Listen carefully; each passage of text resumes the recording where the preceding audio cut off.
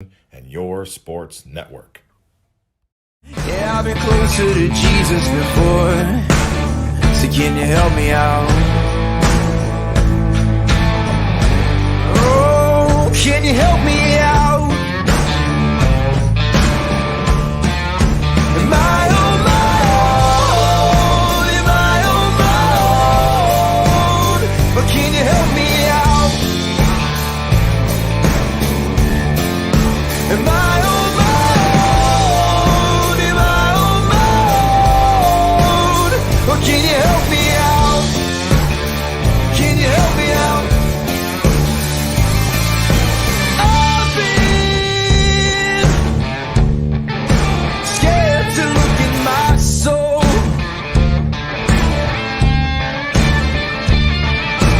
I've been afraid I would follow the road. Yeah, afraid of the things I've been told. Welcome into a Tuesday edition, man.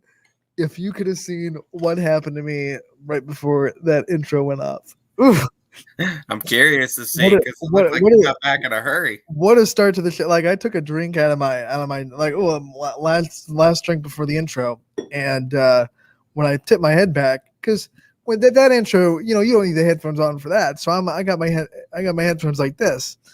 So I tipped my head back to drink, and the headphones fell back behind my wheelchair, got caught on the handlebars.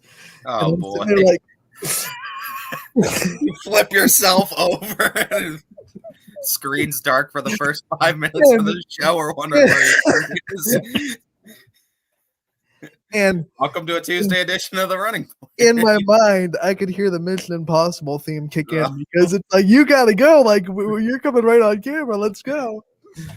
Oh, what a Once you see the start. on-air sign flashing on the Right, intro, like- it's go time. Yeah, that intro cuts right to me on camera, so I have no grace period there. So I was like, let's go.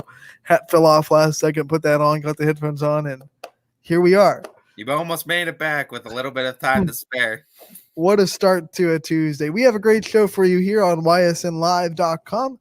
Running Point brought to you by Greenwood Chevrolet in Austintown. Anthony Hartwig with you alongside Ty Bartell. Today at 12:30, we have the Springfield girls soccer coach Justin Kosick coming on to talk about a Springfield team that has had a lot of success in the last 2 seasons. They've only lost 3 games in the last 2 years. They did lose in the district semis last year, a disappointing loss after winning the district championship the year before. But 15-1 last year, 16-2 the year before. And we'll talk to Coach Kosick about how they take the next step and hopefully for them get back into the regional tournament. At 2 o'clock, Carson Rhodes is going to be joining us. He just committed to Virginia Tech, class of 2024, going into his sophomore season, already decided where he's going. The Virginia Tech Hokies going to be the destination for Mr. Rhodes. He'll be joining us at 2 o'clock to talk about that. And we also have the end of our football previews and what we're calling the best of the rest, which basically means anyone that we haven't talked about yet, they're either independent or they're in a conference that we don't fully have on YSN yet. And I use yet very strongly because we're taking over the whole world eventually. So, but yeah, so our independents and our teams that are in conferences that aren't all affiliated with YSN yet are going to be today, and it will wrap up our football preview. And we begin that with last year's state runner-up and Warren in the JFK Eagles. Talk to me, Ty, about what they're losing, what they're coming back with, and some names to look forward to for the Eagles this year. Yeah, JFK, the only team that we represent out of the North Coast League, which JFK is respectively. And JFK last year was 9-3, made that trip to the state championship, falling in the Division 7 state championship to New Brennan. And out of the players lost, I don't think you can go any further without saying Cam Hollabaugh, Anthony, and all the records and all the things that young man has been able to do for JFK. It's going to be the big loss that everyone immediately is going to talk about when talking JFK football. And I saw on Facebook today he has officially moved into Walsh, by the way. So we can't wish enough good luck to Cam as he continues his career on the football field and the baseball field, both at Walsh University. Yeah, and I mean, both sides of the football field too. Feeling has a huge impact as quarterback and a huge impact as a linebacker last year too. So you're losing both of those big parts on your offense, but you're returning a lot of players too on that offense, and a lot of players that were just in that baseball state championship game that came away winners. One of the big name guys that I'm talking about is Caleb Hadley, who was a big name guy in that state championship game, coming back as a sophomore. I believe this year, or as a junior, I believe this year. And it's going to be interesting to see with him stepping into that role, most likely going to be stepping into as that new quarterback for JFK, if he has that same type of success, because JFK was a very young team, both on the football field and on the baseball team last year, and they're returning a lot of those guys. Other guys to look at: Will Toth, offensive lineman; Patrick Valent, another offensive lineman; Eddie Kiernan, another offensive lineman. They're pretty much returning their entire O-line that was there last year, that team that got them to the state championship. So having that entire O-line, you're just doing a switch of the quarterback now, albeit that quarterback is a pretty big name at that school. Right. But if Caleb Hadley can step in there and have some of the same production that Hollabaugh was able to do, I think this is a JFK team that'll be just fine on offense. I think you ask a lot of coaches in the area, they'll all tell you it's better to be young in the skill position than young in the offensive line. And they're returning almost their whole offensive line. They've got all the experience back. So I think that they're sitting a little bit more comfortable than you would if you lost, say you lost all your offensive line to graduation and you return a lot of your skill position players. In that situation, then you're really thinking, well, yeah, but who's going to block for them? Now you at least have your front there, and you're going to make life as easy as possible for your skill position players that you're putting in new positions. Yeah, absolutely. And I do think as far as Hadley's concerned, I mean, he's a gamer, man. He's already won a state championship in baseball. So he's been through those pressure cooker situations. He played last year a little bit too in the state championship game for football. So, I mean, this is a kid that has a young man that has all the experience you need, big game experience you need to step into this role. And I think from what we saw too, especially towards the end of the season, sports season, all of school year last year, towards that baseball season when they were in that state championship game, you saw this young man really start to mature as a person too. And I think going into football season this year and going into a junior year, I think you're going to see this young man really step into a role. And I think he's been ready to step into this role. I think being groomed under Cam Hollabaugh, and it looked like those two built a real close relationship over the couple of seasons that they played together. I expect big things from Hadley coming out of JFK. Yeah, and one of the things about Hadley and being in that baseball team is, we've talked about it before, success breeds success. I mean, the standard is there. He knows the standard to win a state championship, and it's going to trickle down. I mean, obviously the football team's already been to a state championship game, so they know what it takes to get there too. But every time that you have an athlete that goes and succeeds like that, and it goes to the next sport in line, it always trickles down. The standard always trickles down. And you're going to have leaders that kind of know what it takes to get to that level. So you got to be optimistic if you're a JFK fan, despite what they're losing.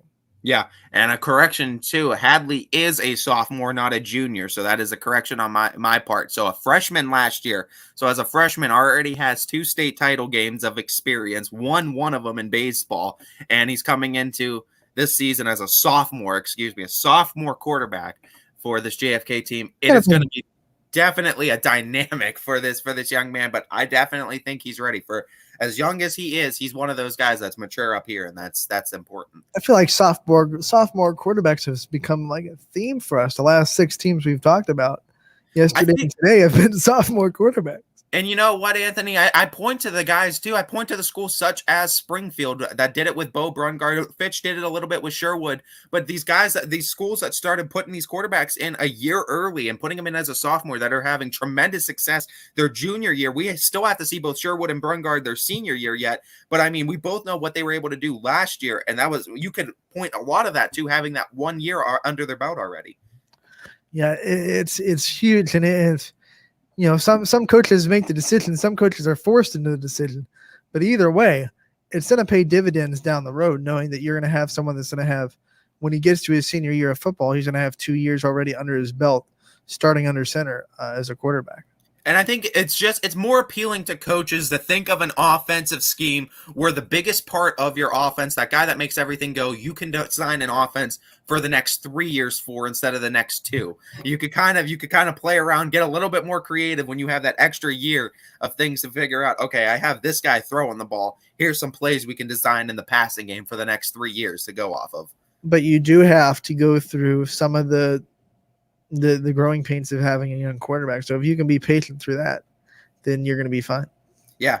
And I mean, some of those quarterbacks too, they'll take big jumps their sophomore years, and some of them can even get you to the dance into the playoffs their first year as well. And that's where you really start to draw that line and separate the really special ones from the good ones. Yeah, and Caleb Hadley, we've seen him in his freshman year, and he's proven he catches on to varsity speed really quick. So he's not going to have too much of a learning curve when he's thrown into the starting quarterback role. No, and I mean, it has to have tremendous confidence in the fact that he has pretty much his whole line coming back too. So he doesn't have to worry. He knows his guys up front are going to protect him. And we know how good that offensive line for JFK was last year. One of the best, I would think, in D7 at protecting Hollabaugh. So Hadley should be at least taking a deep breath and a sigh of relief knowing that he has a very good O-line still in front of him this year. And he's going to be doing a lot of running in that offensive scheme. So he better be ready for that. Talk about their defense, what they're returning on their defense, and what things to look forward to on that side of the ball for JFK. Guys like Mike Gamino and Cam Hollabaugh and Jesse Likens are going to be hard to replace on defense. Gamino on that D-line, Hollabaugh a linebacker, and Likens was their defensive back. So that's 3 holes on each line of defense for your defense this year. So you got your D-line missing somebody, you got your linebacker core missing someone, and you have Likens missing at a defensive back, and you have Nick Fortley too, another defensive back that you're missing. So you have a couple of holes, but there's some guys that stepped up too, and some guys we saw that played both baseball and football that have just been to 2 state championships game coming away with one of them. And one of those guys I'm looking at right off the bat is Alex DeSalvo at defensive back. I mean, this is a very fast kid, played center field for the JFK Eagles and part of that 11-man squad that won the title baseball-wise. He was a huge part of that playing center field, but also a huge part of that team's defense last year that made it to the state championship game, and part of that team's defense that held opponents under 20 points per, just over 18 in the regular season and all of last year, actually.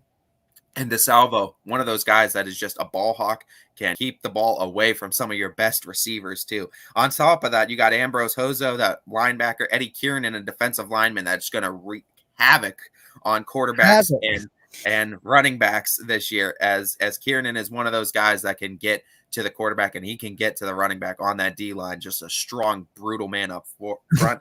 Mike Morrow, a linebacker, and Aiden Rossi, a linebacker. And that's one thing I will say.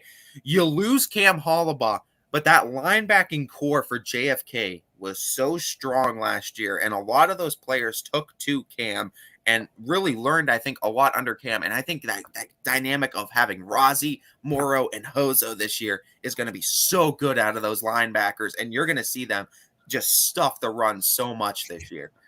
Yeah, and then, excuse me, you add Kiernan there in the Kiernan, I'm sorry, in the line, and I love the adjective you used, brutal, because the defensive line play that he gives, not just, I mean, he's great on the offense, but then he like flips a switch on defense, and all of a sudden, instead of protecting guys, he's out to really put a hurt on some people. I mean, just an absolute monster to deal with on the defensive line. A lot of offensive line had a lot of trouble last year trying to keep him on their side of the line of scrimmage. Really good penetration, really good hands, really good drive from his legs. Just a prototypical defensive lineman that you're going to see cause a lot of problems at the line of scrimmage this year.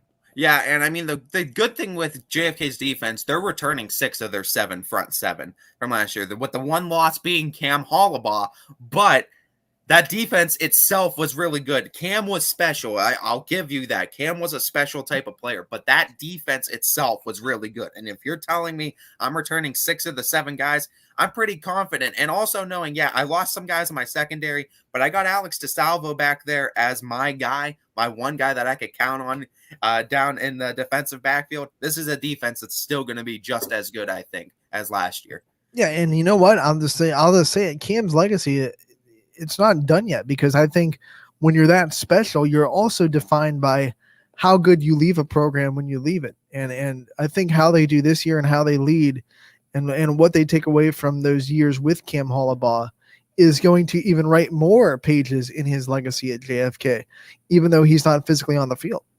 Yeah, I think so as well. And I mean, yeah, we already know all the records that he held there in so many different sports and all the things he did, how many date playoff runs he made his senior year. I mean, state championship win in baseball, an appearance in football, and a deep run too in basketball. So I mean, everything he did for that school is not to be taken lightly. But I mean, as you said too, Anthony, these are all guys that played with him too. These are all guys that played under the system too. And as much as you say Cam's special too, that system is also what helped him become special too. The system that he was in for football, the system he was in for baseball helped him become successful. So you got to figure that same system that made Cam successful in football for all these years is going to make these same young men successful in the same ways, you would think. Maybe not to the extent, maybe some are just as special, maybe some are even more special than Cam. We don't know that, but you know that the system in place has bred success before, and you can count on the same thing going forward, I think. Yeah, and you know it goes from the top. I mean, the top up. I mean, the coaching staff and the athletic department breed culture that lends itself to success.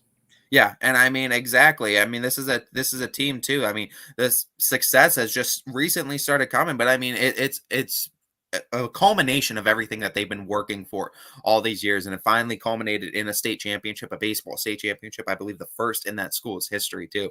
So it just shows how building into these programs can really pay off in the end, and you see how much JFK is building into their program. And football, they came all the way to the front door of the dance. They weren't able to come through and come away with the win, but you know that we were not satisfied just knocking on the door last year, and they want to come away with some hardware this year. And you know, if Springfield proved anything last year, it's how much fire losing when you're that close brings to the next season. I mean, a lot of people said last year, can Springfield get back? I mean, it's hard to get back, and they not only took care of business the whole regular season, but they went through the playoffs again, got back there, and man, I mean, they didn't win the state championship, but they played so much better in that game than they did 2 years ago. So if that's any indication on how a team can really use that loss to really fuel the next year, JFK, you know, we can't sit here and say, well, they got no chance this year. Of course they do. I mean, when you're, like I said, when you're returning 6 of your front 7, you're in pretty good position, and 3 of those linebackers are pretty darn good too. That they're going to have on their starters that I think are going to be all dynamic. All of them are going to be capable of winning, you know, letters, and all of them are going to be capable of winning Player of the Year honors. I think too, Defensive Player of the Year honors when all is said and done, and they might be competing with each other by the end of it in D7. But honestly, I do think JFK is set up well defensively this year, and I think the biggest question mark is just Hadley on offense. Does he have some growing pains, or is he able to step in immediately and get it done? We'll have to see. And that's, I think, the biggest curious point. How many games does it take before Hadley finally gets comfortable in that position? Before we dive into their schedule, I want to remind everybody that the comment section is live, and you can comment on whatever platform you are watching on, whether it be Facebook, Twitter, Twitch, or YouTube. Let us know what you think about Warren JFK football or any topic that you want. And also the MP Vivo Heating and Air Conditioning fan line also open. 330-886-0813 is the number to reach us. We would love to hear from you and all the viewers that we have today when we're talking about our last kind of group of football previews here on a Tuesday afternoon. So, Ty, with that being said, let's dive into JFK's schedule. Not a conference schedule to deal with, so let's just go right through it and talk about the games that they have in front of them. Yep, so they're going at Champion to start. Western Reserve is home the 28th of August. Garrettsville Garfield home September 3rd. At Conneaut, PA, September 10th. Home versus Fairport Harding, September 18th. Home versus Mogador, September 24th. At Rootstown, October 1st. Home versus St. Thomas Aquinas, October 8th. At Cleveland Central Catholic, CCC, October 16th. And then at Southeast, October 22nd. Ravenna Southeast, that is. That is a who's who of teams that made would have made the playoffs last year, even if there were 16 teams like there are this year. I mean, you look at those teams, not a lot of those teams would have missed the playoffs last year if it was this format that we have this year. So you could say a lot of playoff teams from last year, even though everyone made the playoffs from last year. I think even if it was 16 team format, a lot of those teams would have made the playoffs last year. Stacking up for good competition is what JFK did, and they want to test themselves, and they want to prove that they can get back to the state championship, but they want to test themselves in the regular season before they do. And I think that week 3 matchup versus Garrettsville Garfield is one of the biggest ones that they're going to have. And I mean, Champion and Western Reserve are also going to be some big tests. I know CCC, St. Thomas Aquinas, but one of the biggest ones for me stands out is Garrettsville Garfield, because I'm expecting Garfield to make huge strides this year too, and I think they're going to be a very tough team to beat as well. I've even gone on the book and saying that they can make deep playoff runs and even state championship appearances, I think, too, for Garfield. So I think that's going to be the biggest test for JFK, playing up divisions too. So if they get a win here against Garrettsville, it's going to be that much more, but it's going to be definitely a tough game. But they do at least get Garrettsville Garfield at home. Yeah, and that's going up 2 divisions to Division 5 for Garfield. And it's a Division 5 team that is historic for making deep playoff runs. Last year they were so close to getting to the regional semifinals. Crestview beat them at home, but they were still I think they were I want to say they were the 2 seed in the region below South Range, if I'm not mistaken. I could be wrong, but I mean, it was supposed to be, well, no, because Kirtland was 1, South Range was 2. I think Garfield was 3. So I think they were right there. But either way, I mean, that's a big test, week 3.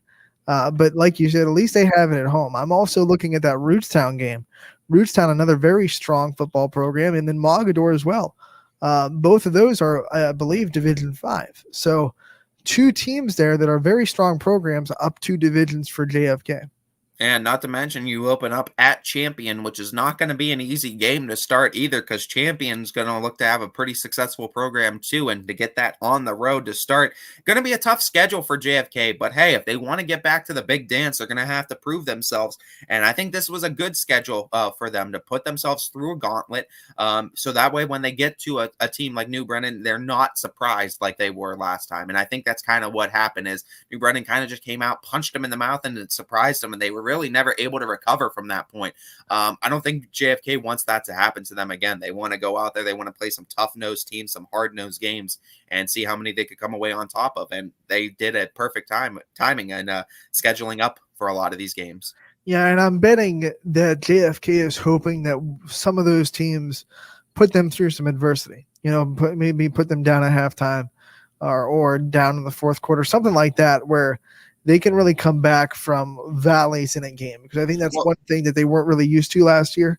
They ran right through the playoffs. They were beating people pretty handedly. And then all of a sudden they went down a little bit in the state championship, and they just couldn't respond to the adversity quickly enough to get out of that hole. And the good thing is with JFK is you think they're built well enough to win a lot of games anyway, but with the team that they have, they've scheduled up a lot in this schedule. A lot of teams that are up at least 1 division. So even if you come away 7-3, 8-2, which is already a lot of wins for D7, and I think is already putting you in the playoffs, but you're going to get a super high seed if a couple of those wins are against a Garrettsville Garfield and a Western Reserve, or a Champion and a Mogador, or a Champion and a Rootstown. Those are the teams where if you could get those big wins, computer points are going to rank you a little bit higher too, I think, in the playoffs when all is said and done. And I think that's what JFK is kind of hanging their hat on. Yeah, and I'll just say, if you're a D7 and you're independent, you can't stay in D7 for your schedule. You have to go up divisions. You have to take that opportunity and grab it by the horns, because that's one of the benefits of being independent. You're not locked into a conference schedule that you have to play teams. So you have to make sure that you're going up as much as possible, and you're not staying in your own division unless you're playing teams in your division that are also known for making deep playoff runs. And I mean, it lends itself to see unique matchups too. And it really lets you kind of build your path to the playoffs, how you want it to be, and what kind of games you want your guys to go through before they go to the playoffs. So it really does give coaches and schools advantages as far as here's the guys we want to schedule, here's the competition we want, and not being restricted to play to conference play. But some teams also love those conference plays, and there's something too about that conference play and getting that championship and having those rivalries that really can't be replaced. So I do understand both sides of it, and there are definite benefits to having both sides of it, I think. That's another thing about being independent, though. I mean, when you also see, like you said, a plethora of different styles and different schemes. So hopefully when they get into the playoffs, there is nobody that they can run a scheme that they haven't seen before. Hopefully their schedule is full of different teams that run different offenses, different, flexes of the same scheme that they can say, we've seen this before, definitely seen this before. And I think the biggest dynamic of change is that Western Reserve to Garrettsville Garfield. You're going to go from a David Altier run-heavy offense with Western Reserve to a very pass-heavy offense and a more actually balanced offense where you're going to see some running, but you're going to see a little bit more 60-40, I think, passing to running in Garrettsville Garfield. So you're going to be immediately tested, I think, out of the gates in multiple ways. Champion is another one of those teams that is good offensively and defensively that's going to test you. So, I mean, JFK is going to be tested, like you said, in I think a multitude of ways. We know how good Southeast defense is going to be, and that's going to be a brutal game, that last game of the season as well, October 22nd, where there might be some playoff implications on the line for both teams because Southeast looks to make a pretty decent run themselves this year. So I think this is a very good schedule for JFK and one that they're going to have to prove themselves on before. But, hey, they proved themselves plenty of times before, and they're just looking to do it again. I think that Southeast game will be really important for both teams in seeding. I expect both of them will be solidified in the playoffs by that time. Yeah. But where they're seated is in question. And for Southeast, a program that's trying to make a name for themselves, they got into the playoffs last year, but everyone did. But they did pretty well in the playoffs last year. Huge playoff implications too. Right. As far as, like you said, seeding wise. You would love to get in the top 4, top 5. So if JFK can add another win and they're teetering on 5 or 6 come week 10 against Southeast, and Southeast is in the same boat in the division up. I believe they're D6 for Southeast. Then, that's a big game for seeding for both teams. At the very least, you want those 2 home games.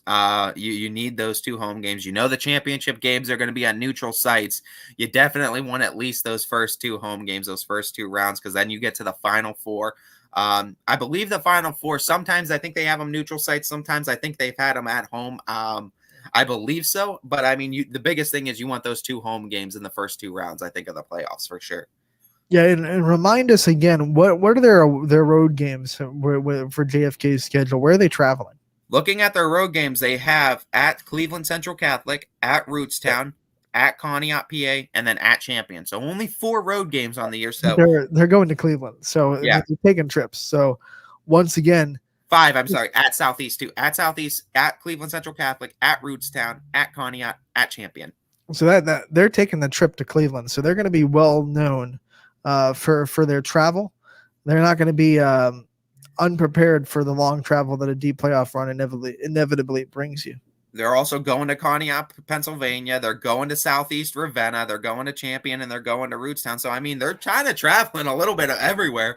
I mean, a decent travel schedule, too, for JFK. But, I mean, this is a team that traveled a lot last year, and they're returning a lot of what they had last year. So, you expect a lot of these guys to be ready. I think game faces are on week 1 of the season. A reminder that Conneaut, PA is not Conneaut, Ohio. There are 2 high schools, Conneaut and Ohio.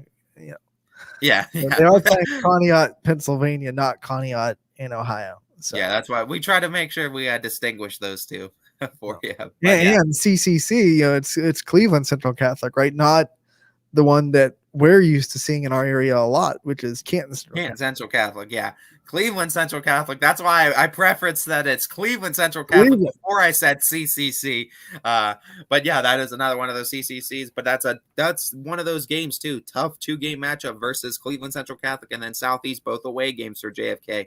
And I think that's going to be the final test that they really need before the playoffs. That's going to be that one final. All right, you sure you're ready for this? Get them ready for the game. And I think that's just what they're going to need before the playoffs. And Southeast is right in your backyard, right? I mean, that's pretty close to it. What's the drive to Warren from Southeast? from Warren to Southeast, you're probably looking at a good from where Southeast that I think Southeast is, because the Ravenna is close to me. Southeast is a little bit. I think it's about a 45-minute drive, 45-minute drive. That's a trek too. So yeah, I mean it's still about a trek. Yeah, 45 minutes. So I mean It'll feel really drive a quick little bit. it'll feel really quick after going to Cleveland, but Yeah. it's still a trek. But yeah, so I mean a little bit of traveling for JFK, but I don't think this is going to be anything that prohibits them. I think this is a team that's ready, and I think game faces are going to be on August 20th. Yeah, I think the thing they have to stay away from, and we've seen this happen to a couple of teams that made the run to a state championship, is they're young, especially the young guys, the underclassmen, really got to grasp that they're starting back at square one. Like they don't get handed a trip to the state championship because they went there last year. You got to do the exact same work, the exact same grind that it was the year before. Because we've seen a couple of teams in other sports go to the state championship game, lose, come back the next season, and maybe take a couple of things off and not exactly make the deepest playoff run that they wanted to, because it's hard to grasp that. It's hard to understand for a young kid, especially underclassmen, that the work ethic can't change. You're not going to be, oh, we'll just walk to a state championship this time because we're that good. You got to stay away from that mindset. And I think JFK will be fine. And that was the question we had about Springfield last year is, will they take everyone on their schedule seriously because they ran through the schedule the year before? I think Springfield proved that wasn't an issue. I think also, and I mean, you hate bringing it up, but I think losing in that state title game also makes it a lot easier to come back that much more focused. Yeah, when you win, you could get that jet lag too. And even if you bring some of those teams back, we see that a lot where teams win a state championship and there's a little bit of jet lag and they feel like they should just be there again. When you lose and you have to deal with that sour taste in your mouth and something that just doesn't sit right for you for months, and I mean months, that this whole football team had to sit there through and think about that 31-0 loss and how they weren't able to even get a point on New Brennan, that's going to sit sour with them. And it should motivate you, and it should anger you, and it should get you coming out August 20th, game faces on. And that's what I said. I don't understand how this wouldn't motivate JFK. And I mean, you don't lose that much. Yeah, Cam was special and you're losing that, but you're retaining a lot of what that team was that made it to the state championship. So I'm expecting big things again from JFK this year. We will take a very quick timeout, and on the other end, we'll have the girls soccer coach at Springfield, Justin Kosick, joining us on Running Point on YSN Live, brought to you by Greenwood Chevrolet in Austintown. At Greenwood Chevrolet, shop with confidence knowing we're ready to go the extra mile for you. With the largest selection of used vehicles in the Valley, backed by the Greenwood Advantage warranty. Every one of our vehicles has undergone our own 126-point inspection, so it passes the most important inspection, yours. No other dealership has the extra inventory, gives you extra for your trade, and goes the extra mile for you. Only at Greenwood Chevrolet. Welcome back to Running Point on YSNLive.com, brought to you by Greenwood Chevrolet in Austintown. Like we just heard, they go the extra mile for you.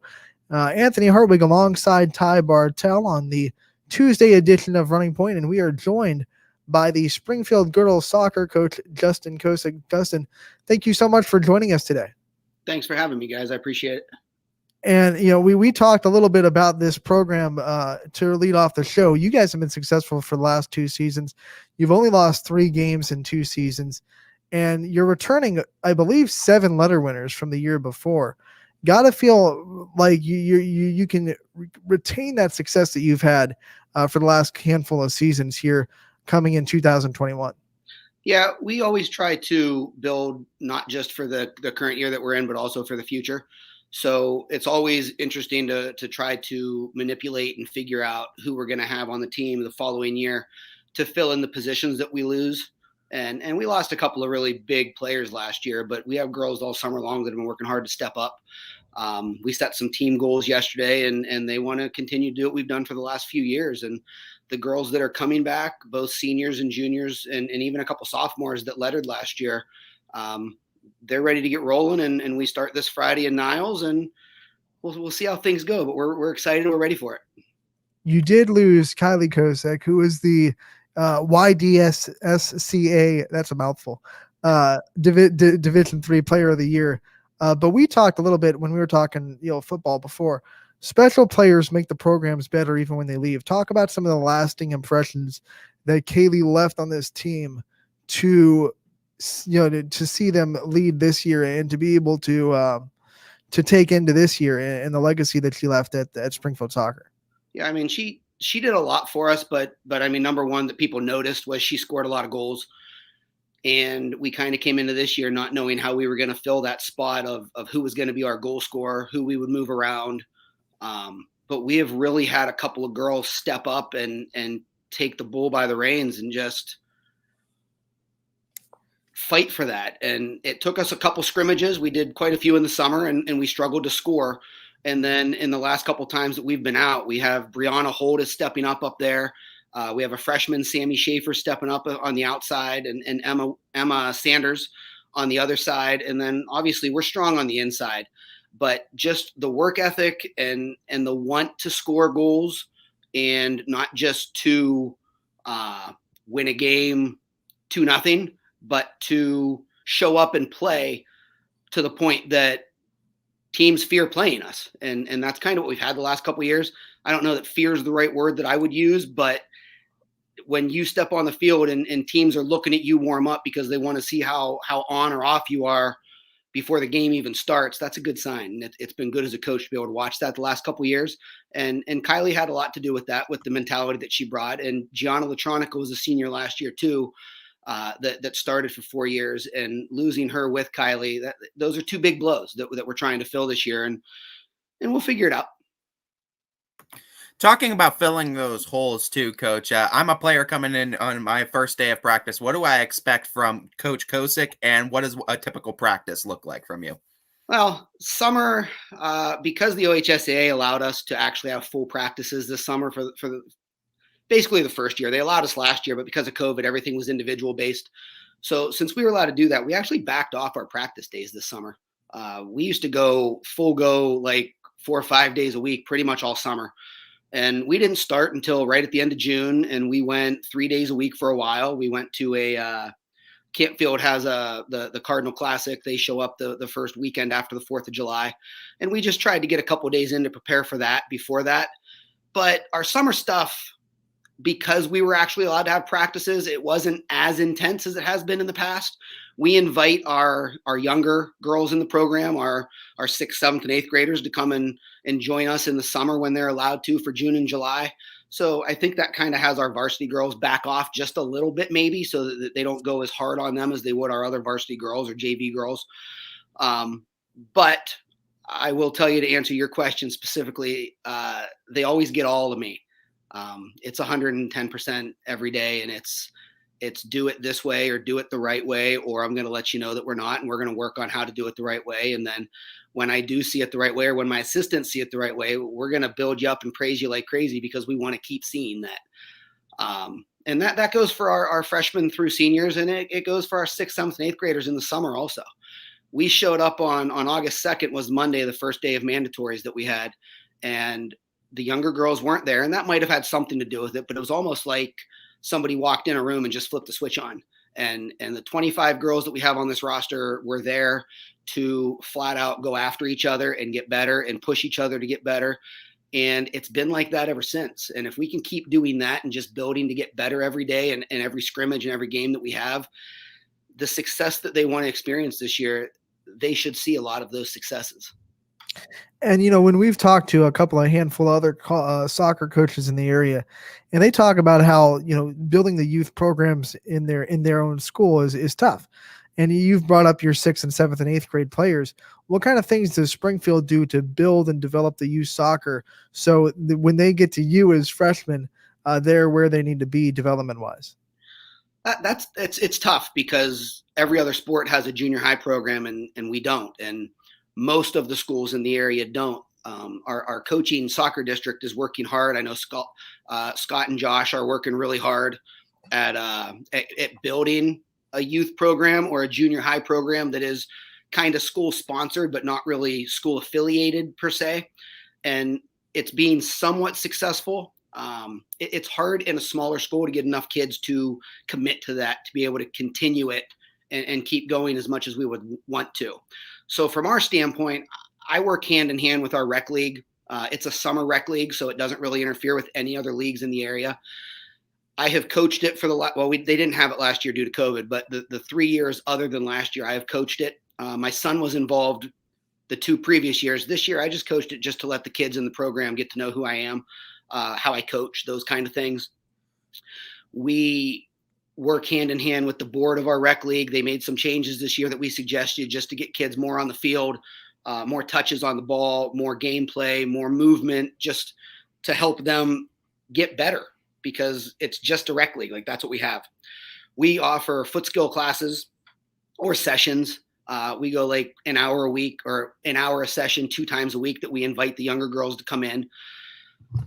We've had anywhere from 4 to 18 of our 5th, 6th, 7th, and 8th graders show up for that. So that's a successful program that we have. And other than that, it's these kids coming to our summer program and just getting to know us, getting to know the girls on the team, seeing what hard work is. When they come in as freshmen, they're not shocked. They're also not scared to come in as freshmen because they've been through it as 6th, 7th, and 8th graders. So they know that, yeah, it's hard, but they can do it and they can get through it without killing themselves. And I think that's a key thing when they start and they get cross country is obviously hard because they run a lot. But when you get cross country or volleyball or even golf for the girls in the school, and it's not as much hard contact running or physical bumping into each other, slamming each other a little bit, kids get a little bit nervous. They get a little bit timid. They get a little bit scared to come out. And even the girls that do come out, we hear that from. So to build it to the point that they're comfortable enough to come out as freshmen, if we can keep somewhere between 5 and 8 girls per grade level, that's a good number for us. We'd like to get it up to the 8 per grade level. That'd be nice to have somewhere between 25 to 32 girls on the team each year consistently. We've been as low as 16, and I've been as high as 36 since I've been coaching. We usually average right around 22 or 23. So this year's up a little bit, but a lot of that is because we have 7 freshmen that most of them have been with us for the last couple of years in the summers. And that's kind of what we do to build the program. I try not to lose kids once they're in the program in 6th, 7th, and 8th grade. I don't want to lose them to volleyball when they go to 7th and 8th grade because it's hard to get them back. So we try to do everything we can to hold on to the kids that we do have. You talk about success in the program and success overall, Coach, and we know talent level of girls in the sport is going to be different. That's a beautiful thing about it being a team sport. But what is your definition of success then? We talk about individual successes and we talk about small team successes. The individual successes, the girls need to get better. They just need to get better. We set small individual goals. We set long-term goals for the season for each individual girl. And we do the same thing for team. Small, short-term team goals, long-term team goals. And if the girls are each game or each week, because we usually do it week by week, if they're accomplishing the goals that they had or coming close to it, we build them up and we talk about how successful that is. And even if they weren't somebody who necessarily got into a varsity game that night or that week, they can still at practice use their reps at practice to accomplish those goals. And if they do that, it's a big success. And then we can move on to the next goal because that one was already met, or we can kind of keep something similar to the same goal and make it just a little more challenging to challenge them to get even better at what they were trying to get better at. So that's kind of what we talk about with successes. We don't, for the last 4 or 5 years, we have not, as a coaching staff or as a program, we haven't talked about winning games. We haven't talked about what you have to do to win games. We talk about taking care of the small things that we talk about at practice, making the good touch, getting into the right space, creating space on the field, connecting our passes, not leaving our goalie one-on-one, helping each other, supporting each other in the right positions. And then we always say that if we take care of those small things, the small things always take care of the bigger things. And then you experience the success of winning games. But we don't talk about winning games. We talk about what we have to do to be successful in the next game. And then hopefully those successes lead to the wins. You guys do return 2 players that won first team all district in Grace Venturella and Kylie Medvec. Talk about how much you're going to lean on them and their leadership this year going forward. Yeah, Gracie, to me, Gracie is one of, if not the top girl to watch out for in our district this year. We can play her at multiple positions, and we're going to play her at multiple positions. She controls the field up front for us. She's our attacking player, and she just kind of gets everything going. She comes back and helps support on defense too. So she is a key to our success as far as being able to score goals and outscore some teams. Kylie is kind of the exact same thing on the defensive end of the field. And she just, I mean, if you were to ask her, and I've even said it publicly, that she's not truly a defender. She's more of a holding defensive mid kind of player. But she is so important to our team on the defensive end that she plays the majority of the time there. She talks more than anybody else on our team in a positive way. She explains to people where to go. She lets you know when somebody's coming on and going to be in your space. She controls the ball back there. She drops back to help when needed. She supports our goalie. Most of our offensive runs start with her. And it was evident last year in the couple of games that she missed. We had a hard time getting going offensively because we didn't have somebody that strong in the back line to connect with our midline to get going. So it was a struggle for us. And Kylie kind of controls the whole thing back there. And then you didn't mention her, but connecting in between the two of them, Kayla Lamorticella is coming back too. She was second team all district. She's a 3-year starter for us and a 3-year letter winner. The three of them were actually selected as captains yesterday for our team, but Kayla is kind of that missing piece between Gracie and Kylie, and she can play some holding mid. She can play some attacking mid. Mary Grace Mason got knocked out last year with a knee injury for quite a few weeks, and Kayla immediately said, I'll go back to defense. And she played a few games at defense. She goes to outside mid. We play her up top.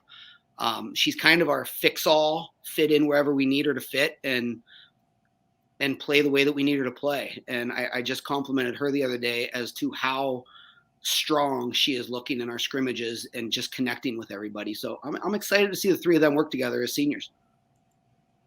Talk to me a little bit too. We talked in-game playing with these players, Coach, but talk to me a little bit about chemistry-wise. What have you done to build the chemistry of this team, and what have the girls done kind of to build that bond together on the field and off the field? This group of seniors, with last year's groups of seniors, with Kylie and Gianna and even Tori Blakeman last year, they had been together since they were in third grade. So they had come all the way up playing rec and then travel together. And then most of them went to club together, which I'm blessed. I do have a lot of club kids. We split some kids between TCSC and SVA. And as a coach, I always tell them, here are your options. Do I have a preference? I may have a preference, but it doesn't matter to me as long as you're getting touches on the ball. So we are blessed that way. But that group of seniors left. This group has still played together for that long. It's been a fairly tight group all the way through. In the off season, like we said, we spend that day at Camp Field. We had quite a bit of rain this year, so we didn't get to hang out as much as we would have in the past during that day. But we also take a trip. We take a yearly trip to Columbus, and we go to a showcase in Dublin. And that got bumped this year because they were redoing their field. So we actually went to the Adidas showcase in Strongsville. And it was kind of a blessing in disguise. We were supposed to play 2 games on Friday, 3 games on Saturday, and 2 games on Sunday. And we got there Friday. We played our 2 games. We went to the hotel, hung out, had some dinner together. Girls went up to their rooms. Saturday comes, late Friday night comes, and it was a monsoon. Like, our game finished. We might have been in the cars Friday evening for 5 minutes, and it just opened up, and it was just a downpour. So Friday at it was like 9:30, 10 o'clock at night, they canceled everything for Saturday. So I'm sitting there with my assistant coach thinking, okay, we are in the hotel with 24 girls all day tomorrow, and we were supposed to play 3 games, and now we have nothing. And I was frustrated because they didn't get the game time. But it turned out, like I said, to be a blessing in disguise because they just got to hang out together for literally 24 hours and just get to know each other and hang out with girls that, even though they're on the same team, they usually wouldn't hang out with, get to know each other, eat meals. We had lunch, continental breakfast in the hotel. Then we had lunch brought in and dinner brought in that night. They played some games. A couple of them went swimming, to find out later in the day that they canceled the rest of the tournament. So we were going to do the same thing on Sunday. The director contacted me late Saturday night, and they ended up getting us 2 games on Sunday. But it was kind of weird. The way that we played on Friday was okay. It wasn't bad, but it didn't stand out. And then after having that whole day on Saturday hang out together, they came out on Sunday, and the first game that we played on Sunday, they played lights out. They played together. They connected everything we were trying to connect. They talked. They moved. They really bumped into the other team and started playing physical for each other and helping each other out. So we do those kind of things. We've had we had a lunch with our coaching staff and our seniors just to kind of talk about leadership and what that looks like and what they perceive that to look like and what leadership has been positive or negatively in the past with our program that they've witnessed. We will have some team meals before games, after games, on the way home from games. We will just kind of meet up and hang out. We always just try to make it more than just soccer. We have a pumpkin carving little, not even a contest, just to get together at my house towards the end of the season. They always look forward to. We'll have a cookout or two. We get together and watch film, and we do as much as we can together. And we're looking forward to that stuff this year because it all got canceled last year because of COVID, and it showed. So to get them all back together this year, I think that'll be a huge positive for our program again. I mean, you talk it too, real quick. Just you say more than just soccer too, and I just really wanted to touch on this point too. Just tell me then too elaborate a little bit on that, more than just soccer, and some of those things that you do try to teach these girls that are outside of the realm of soccer, and things you try to teach them that way. Well, like we said, we don't necessarily talk about winning games. We talk about taking care of the little things, and we relate that to life. In life, if you take care of your little things that you have to deal with, the bigger things seem to work themselves out. And that's kind of the stand that we have and that we go with. I generally ask my seniors at the end of every year to tell me or discuss with us one or two things that they've learned since they've been in the program that have absolutely nothing to do with soccer.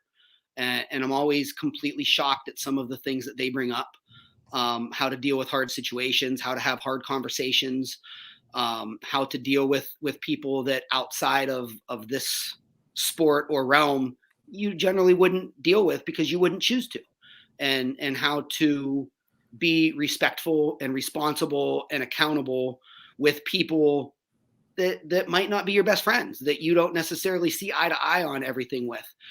And that's the kind of stuff that we work on. And I think that we work on it without telling them that we're working on it. And some of them get it earlier, but most of them, until you actually ask that question, is when you can see the light bulb go off on their head, in their eyes, and just they light up and they just kind of realize how much more this has been over the last 3 or 4 years, however long they've been in our program, than just showing up, practicing soccer and playing soccer. And you've been doing this for a minute. I mean, you're approaching 100 wins in your career. 82-34 is your career record. What gives you the passion for this program and the passion for the sport that keeps you coming back year in and year out? I was that soccer dad who Kylie was, I don't know, she was in kindergarten or first grade. She wanted to play soccer. We didn't have it out here when I was growing up. We didn't even have a rec league when I was growing up. So it was a little bit of flag football, some couple weekends of a intramural basketball program, and then you had Little Tigers when you got into 5th and 6th grade. But other than that, it was our baseball program or nothing. That's all that was out here.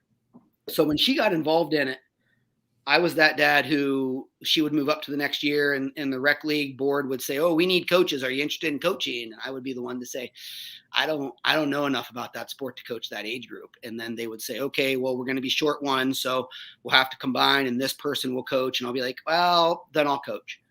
And then the next year, I didn't know enough to go to the next group, and I ended up coaching the next group. And then the next year, and then she started club when she started at TCSC with Mo Fard, and her love for it just kept growing. So I dove in, and I just learned as much from him as I possibly could. I watched as many videos. I went to as many other practices as I possibly could. I talked to coaches that knew more than I do. And I learned as much as I possibly could. And as she kept going, I knew that Bob Rohrman was the head coach out here. And I knew that within a year or two, he was not going to want it anymore. And I didn't know anybody in the community that was going to want it or be knowledgeable enough to keep the program going. So I just kind of groomed myself for that. And when he left, I put in for it. And luckily the year before that, Jimmy Schuler hired me as an assistant basketball coach with the varsity level. And I think that got me in the door. So then I interviewed with Mark Carden and Tony DeFelice and for soccer. And I was lucky enough to get it. And I wanted it not because I wasn't sure who was going to coach the program or because I wanted to coach my own daughter. I wanted it because I knew, like I said, this group of seniors and last year's group of seniors had been together so long that I wanted there to be a good program in place when they got there. Because I think Kylie was in 6th grade when I got this. So I still had 3 more years left before I got her in that group of girls. So we built the program. First couple years, they were rough. I kind of got in a little over my head with what my expectations were, but we figured that out after the first year, and we started working on it a little bit the second year, and we saw a lot of improvements. And by the third year, we didn't do well in the tournament. We won a lot of games in the regular season. And then that 4th year, I had 16 seniors, which all played since they were freshmen, and it was huge. And then we brought Kylie's group in with Kylie and Gianna, and some of the other girls that played with them, along with a few sophomores and a few juniors that jumped in. But we've been rolling ever since then. And she graduated last year, and a lot of people thought I was going to be done. But I always said I don't coach because I get to coach my kid. One of the benefits to it was that I got to coach her for 4 years in 2 sports. And I'll never, ever want to trade that for anything. I loved every second of it, but I love to coach. And I have fallen in absolute love with this game. I think it's the greatest game in the world.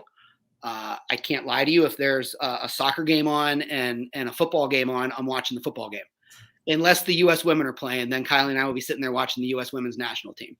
But overall, just what you have to do, the expectations of it, the skill level that's involved, I put soccer above everything else in the world right now. And it's become a part of our family and a part of our lives. And that's kind of where I am with it. And you talk about your journey and how it started with you and Kylie.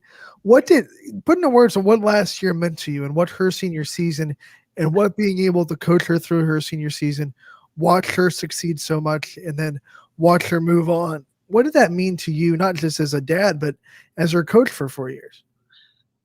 It's something I'll never forget. I didn't take any of it for granted, and I owe that to my wife. Jody made sure last year, even starting her junior year, but really, really last year, she made sure that I was able to step back as a coach and just enjoy it also as a dad.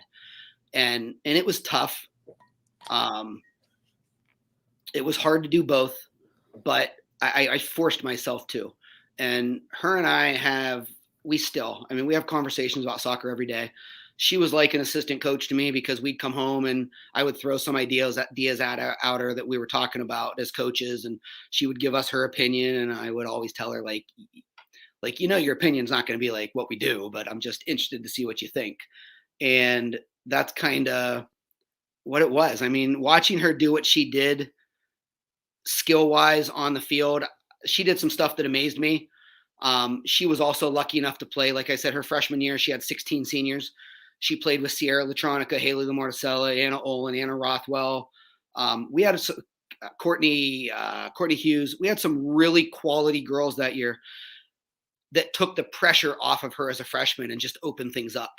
And then last year, her senior year, to play with Kylie and Kayla and Gracie and Mary Grace and even Ava Vecchione stepping in as a freshman, like just to be able to play with that group of girls and Brianna Holt.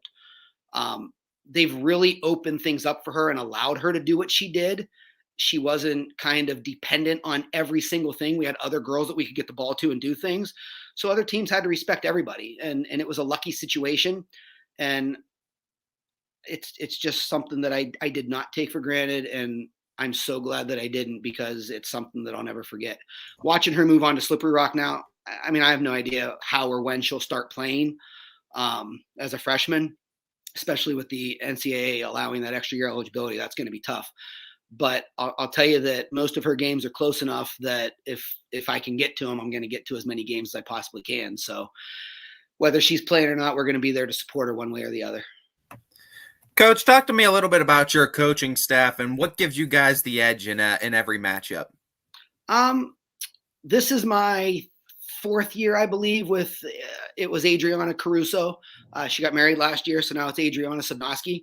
She was my assistant for 3 years, and she is due with her first child in less than a month.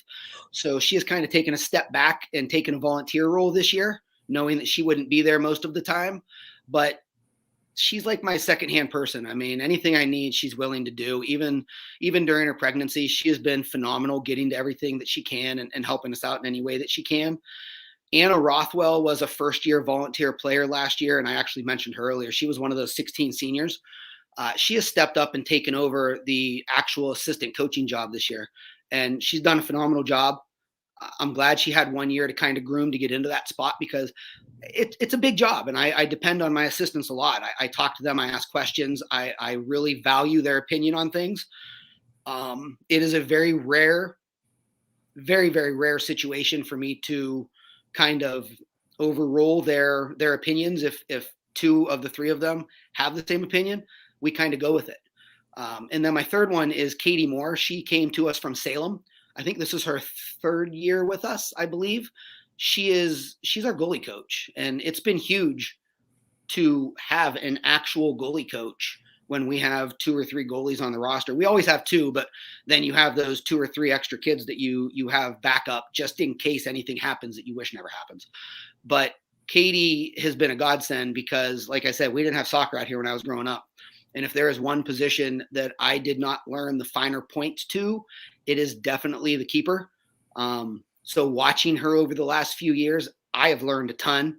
Our keepers have improved drastically, and she kind of gets that back end together for us. I talked about how strong Kylie is with the defense, but Maya Ardro has been working her butt off this summer as our goalie. Caitlin Capelli comes back from last year after starting every game as another one of our goalies. So that's kind of where our coaching staff is. We gel together. We text each other nonstop. We all get along, and we just kind of enjoy hanging out with each other. Coach, before we let you go, talk a little bit about your schedule and some games that Springfield fans should circle on your schedule to must-see matchups for Springfield soccer.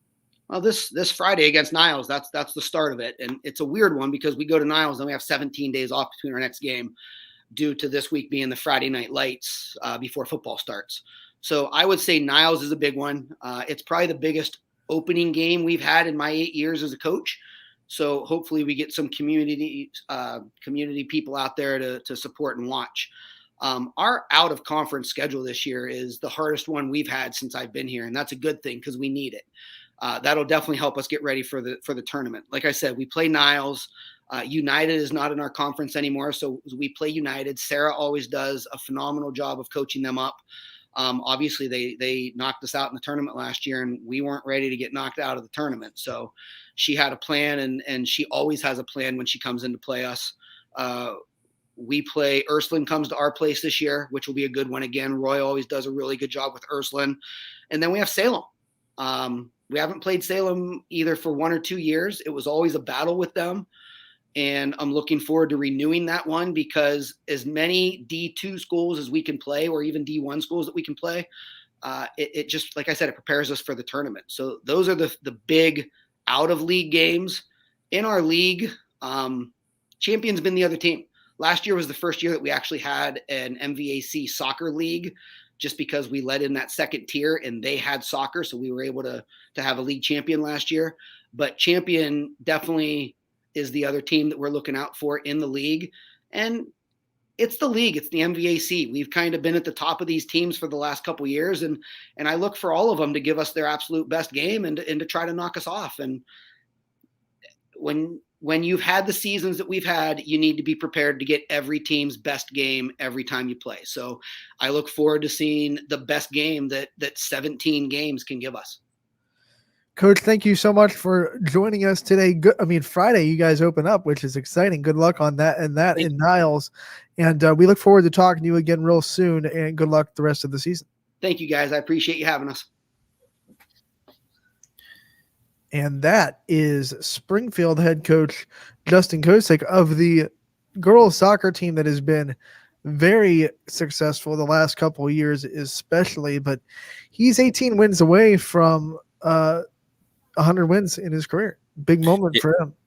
Yeah, and I mean it's going to be a huge moment for him, and you could see how passionate he is about the whole program and everything. So I mean, it's one of those good guys that you like to have in your program, and I'm sure that all of the Springfield community is happy that Coach Kosick is coaching that girls soccer program and is around to stay even after Kylie has moved on to the next level. And what a community, because you talk about the families that are in that athletics community. I mean, even some of the names on his team are last names that we have seen for years in that athletics community, no matter what the sport is. So what an athletics community to be a part of in Springfield. Yeah, absolutely. And I mean, just great coaches there too to build up that athletic community and to groom it to the next level. So, I mean, we can't be thankful enough for being able to cover Springfield and being able to be a part of that community now too, and see how much support that they've given for not only us but for their school as well and for all those kids.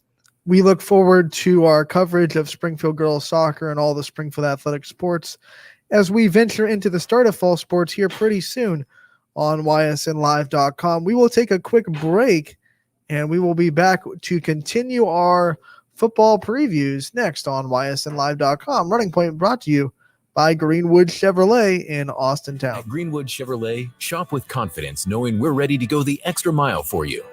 With the largest selection of used vehicles in the Valley, backed by the Greenwood Advantage Warranty. Only at Greenwood Chevrolet. New things happen all day.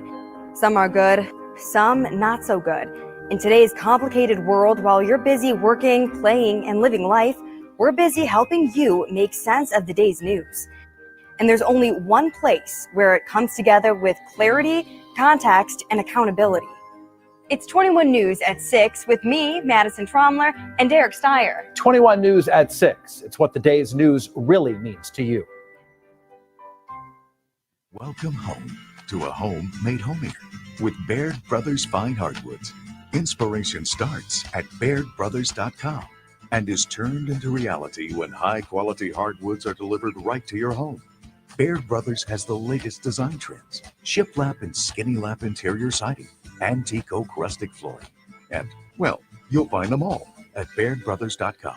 Ordered easily, delivered conveniently, enjoyed comfortably. BairdBrothers.com. WRS Wealth Advisors, the area's premier wealth and retirement specialists. Located on South Avenue in Boardman. Hi, this is Jim Myers with Myers Family Insurance, your local Medicare and retirement resource. We're excited to have sports back. Whether you're on the field or cheering from the stands, sports unifies communities and brings hope for the future. We're all one team working together. At Myers Family Insurance, we know the importance of a great team. Our team continues to grow to help you with your Medicare and retirement needs. The annual election period is October 15th through December 7th. Now's the time to make sure your plan continues to meet your needs for the upcoming year. Call today. Hi, I'm Colin Chupa. And I'm Kelsey Clem from K-Squared Marketing. Our boutique marketing firm specializes in media planning and buying, public relations, event marketing strategies, and strategic sponsorships.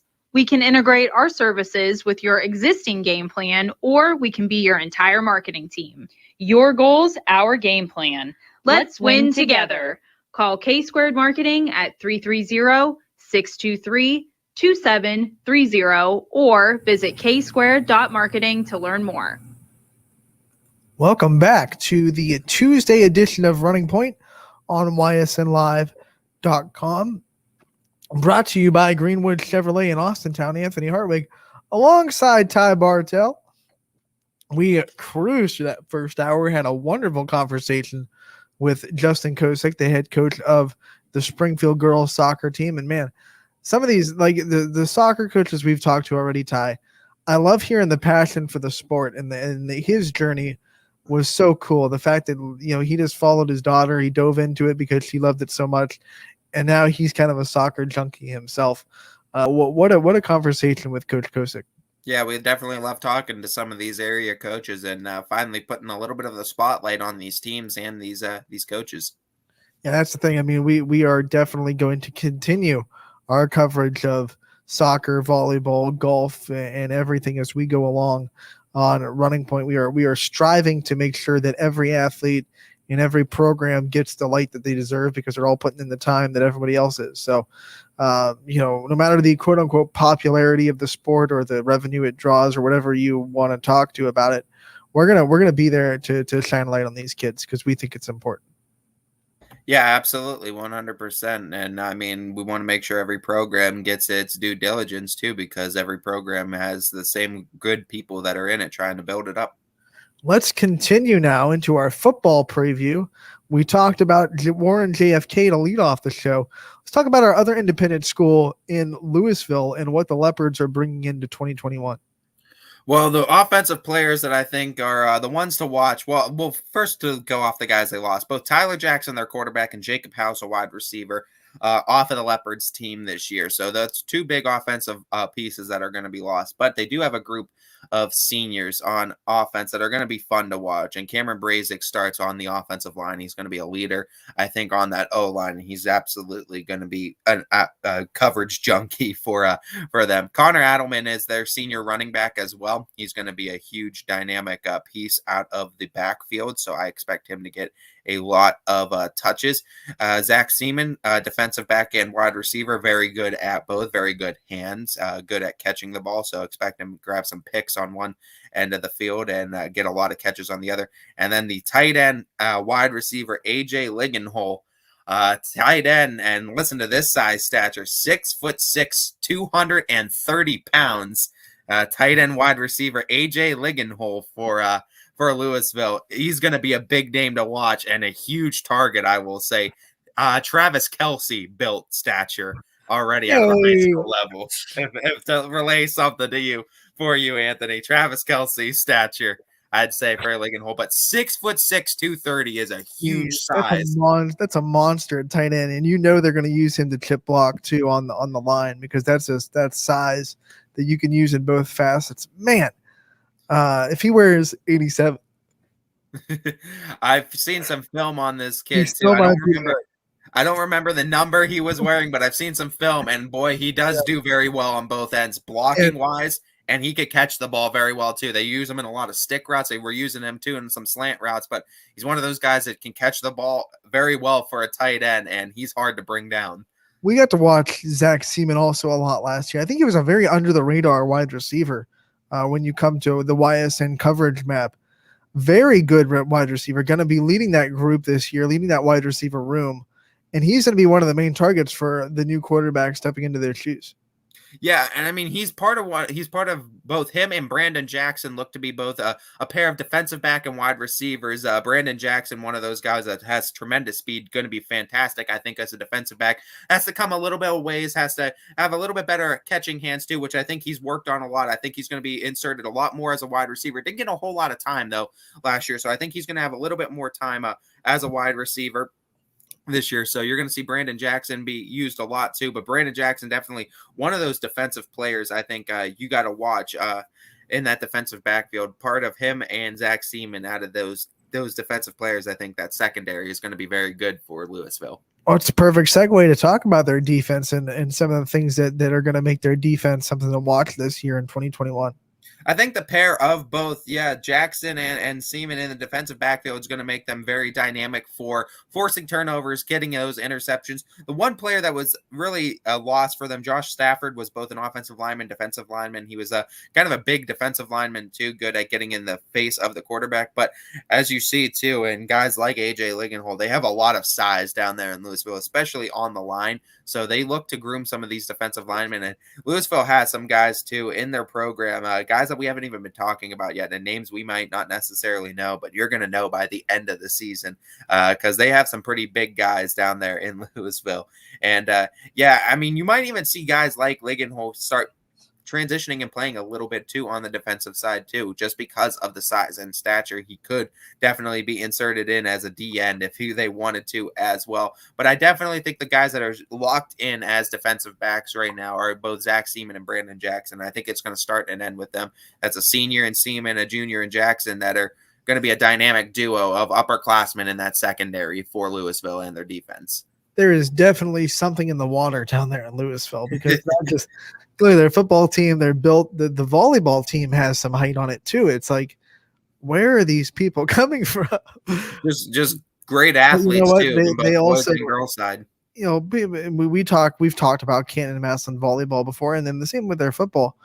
It's because they have a bigger pool of people to draw from, so inevitably you're going to get some more people with more height than you do in the smaller schools that we see in our area. I think that's one of the reasons why you'll see these teams in Canton and Massillon have more people that are 6'6", 6'1" for the girls teams, and it's just because they have more people to draw from, and that's just one of the things.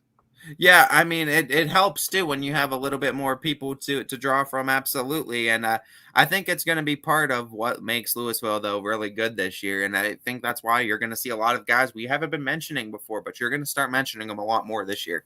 And what's also going to make Louisville very good, very underrated, people don't talk about it enough, but for 3 years before last season, they had different coaches swap out. And for the first time in 3 years, these seniors get continuity. So for the first time, the last year's juniors that are now seniors have the same coach that they had the year before. And we had him on. He was one of the first guests that we had on Running Point.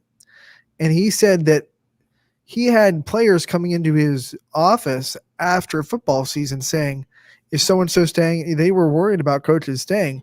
And it was such a relief for him and for the players to just say, no one's leaving. Everything's staying exactly the same. And they don't have to worry about that anymore. There's such continuity in the program. And that's one of the reasons why I think Louisville is really going to take a big step this year. Not a program that is used to being down. They are a proud football program. 5 wins is a down year for Louisville. So they're looking to get up to 7-8 in that independent schedule that we're going to talk about in a little bit. A very tough, maybe the toughest schedule that we have in our YSN network. Yeah, could possibly be. And I mean, when you're constantly changing coaches, it doesn't make for building a program any easy. We saw what the Browns have been trying to do for 20 plus years, trying to change coaches constantly. You need that continuity year to year to try to build a program, because you can't build that foundation if you're constantly changing what's being put into the foundation. So yeah, I think having that coach that carries over from one year to year two is going to be huge for Louisville taking that next step in their football program. And they're going to need it too, because like you said, looking at their schedule, you're opening it up with Barberton, home versus Barberton, then at Poland, August 27th, and then September 3rd, home versus Worcester, September 10th, home versus North Canton Hoover, September 17th at Lake, 24th, home versus Perry, October 1st at Green, October 8th, home versus Glen Oak, 15th at Alliance, and 23rd at Lindsley, West Virginia, and that is a 1:30 start time for a Saturday game for the I believe I believe that's 5 Division I schools out of 10 games on that schedule. Yeah, they're Division III. So Louisville is absolutely making full use of that independent schedule, playing teams that are not just Division I, but good Division I programs, especially in Glen Oak. Barberton's a really great football program. And then you got run through their schedule again, because it just went. You had Barberton, you had North Canton Hoover, Lake, Perry. Hoover. I mean, it's a brutal gauntlet of a schedule. And when they get into the Division III playoffs, and they've played so many Division I teams, they're going to be looking around saying, these guys are actually kind of small. And you figure too, a 7-3 and 8-2 record for Louisville won't even be that bad seeding wise, especially if they have 2 or 3 wins against those Division I schools. Computer points wise, they're going to be seated pretty high. And that one game too, I'm excited at Poland, August 27th, because there's not many games where they're playing inner YSN schools, and that's one that stands out. Right? Where they're coming around here too. Not too many times Louisville makes the trek to around here. So to see the Leopards in action at Poland, that should be a very good game too. Yeah, and how about Poland? They get to open against Canfield, and then they get to host Louisville too. 2 really big games to lead off the season. I mean, you're going to need this defensive prowess if you're Poland. And again, if you haven't heard our Poland coverage too, we already talked about Poland earlier on last week. And we already previewed the Bulldogs, and I think this was one of the games we highlighted too, and we said was going to be an interesting game. Yeah, I mean, Louisville's schedule just absolutely gauntlet, and I'm circling also, and I scanned over, but that Glen Oak game is going to be a rough and tough game. I mean, Glen Oak is so physical, And Louisville is going to be happy if they can walk away from that game, not just with the win, but also healthy, because that's going to beat them up pretty good. I mean, Glen Oak is a very physically based football program. He wants to build a program, and they're looking to build this program over this course of this year. Going to give them some stiff competition. I like that you used the word build, because their motto this year, their tagline, and on their shirts, it's going to say built different. And that schedule is going to build them different than a lot of other Division II schools. I'll tell you that much. And I like it too. I like the way they're scheduling. I like the way that the mantra is, the motto, the team philosophy is kind of gearing towards. I like the way that they're scheduling up, and they're saying, hey, you might come in and you might beat us up, but we're welcoming in all challengers. Right. And hey, that in itself is kind of intimidating to teams. It's a insane schedule from Louisville. Going to have them so prepared for that Division III playoffs if they're lucky enough to make it. And like you said, 8 wins with that schedule might get them a top 5 spot in the Division III. I think so, especially if you have 3 or 4 wins against Division I opponents. Oh my God, computer points wise, you're going to be ranked super high. And even if there's some losses and they're against Division I opponents, you're not going to lose many points. I don't believe they play anyone below Division III either. I think everyone is at least Division. No, wait, Poland's 4. Poland is 4, but they're a strong 4. Yeah. But everyone else, everyone outside of Poland, I believe, is 3 or higher. I believe so as well. And I think that's a smart choice by Louisville to make sure that they're scheduling 3 or higher, with the exception of Poland. And that's just a good matchup anyway. And I think they wanted to get someone of the size and stature of the Bulldogs, because there's not too many teams that are Division III and above that play Poland's style of football, which is that running style, size, up front style of football. They go to more of a pass heavy quarterback running out of the backfield type of game plan. When you go Division III, Division II, and Division I especially, it's a lot of passing game in D1. So you want to get all sorts of games. You want to see all sorts of teams play different styles of offenses. And I think this is a good schedule for Louisville to get something a little bit different and outside of the box of what they normally see. Poland might throw the ball 5 times in that game. Yeah, exactly. And they're gonna be that team that punches you in the mouth, and they're gonna try to run it right down your throat, and you're gonna have to try to contain them and stop them up front. I want to take the time to remind everybody that the comment sections are live on Facebook, YouTube, Twitter, Twitch, whatever you're watching on. Comment and let us know what you think. Also, you can call into the MP Vivo Heating and Air Conditioning hotline, 330-886-0813. We would love to hear from you. That line will be open for the next hour as we dive into more football teams, and we go from Louisville down. I believe we want to go into the Beaver local Beavers and talk a little bit about what they're bringing to the table in 2021. Yep, go a little bit into the Buckeye 8 conference as we cover 3 teams that are within the Buckeye 8, and looking into Beaver local. They were an offense that was pretty darn good too last year. They were an offense that averaged over 36 points per game last season. They're also an offense that's bringing back 8 guys. But to highlight some guys that they lost, Tanner Johnston is one of the key ones, the quarterback from last year. Logan Krulik, wide receiver, and Dylan Moore, another wide receiver. So you lose a pair of receivers and your quarterback from last year. But in guys that they're returning, Dorian Jackson is one named to highlight, senior wide receiver for them. Wyatt Loy is on the offensive line. Zane McCoy on the offensive line. So you have a pair of offensive linemen. Joe Monty, a running back. Nate Sprouse, a wide receiver. Dorian Jackson, a wide receiver, looks to be good. Micah Strum is on the O-line as well. So you have a lot of pieces on the O-line and a lot of very good receivers here on this team. So I think there's going to be a lot of potential for this offense. Yeah, you got to replace Johnston from quarterback last year, but you have a lot of pieces in place for any quarterback to step in there and be all right, I think. Much like Warren JFK, you're losing a handful of skill position players, but you're returning the O-line, which has to make you comfortable as a head coach, knowing that you're at least going to be experienced up front, which is where it all starts. Yep, and I think from what I've heard too, and what Mikey McKenzie too has highlighted. Got to give Mike McKenzie just a round of applause for whatever he's doing today, because Mike McKenzie is always doing something special, and he's such a great announcer on YSNLive.com for us, and you're going to get a round of applause today, Mike. From what we've heard too, I think it's Zane Kinsey and Dorian Jackson are 2 that I think are currently competing. I think I've also heard Austin Klein as being another name that's in there for the quarterback race so far for Beaver Local. But I mean, it's a race that's wide open, but it's a race that has a bunch of athletes going for it. And I think that's what Beaver Local is really looking to just implement in there, is put an athlete, because I think the rest of the guys that are all wide receivers that are looking to convert to quarterback. So even if not, they're going to have a spot in this offense, and they're going to be a prominent part in this offense, because Beaver Local looks like they're loaded up with athletes. They look like they were maybe a year off, another year of seniority. A lot of these sophomores are now juniors, now they're juniors or seniors. I think this is going to be a very good team, a team that averaged 36 points per game last year. You might be seeing around the same thing this year for the Beavers. Let's talk about their defense on the other side, what they're bringing back, what to look forward to for their defensive unit in this upcoming season. It was a team that was really good through the most part of the last season, and it was the last couple of games where they started falling apart a little bit, but overall, average wise, they allowed teams just over 21 points per game. And that's a number, if they can get that down a little bit, get it under the 20s, they're going to be very solid going into this year and win a lot more games.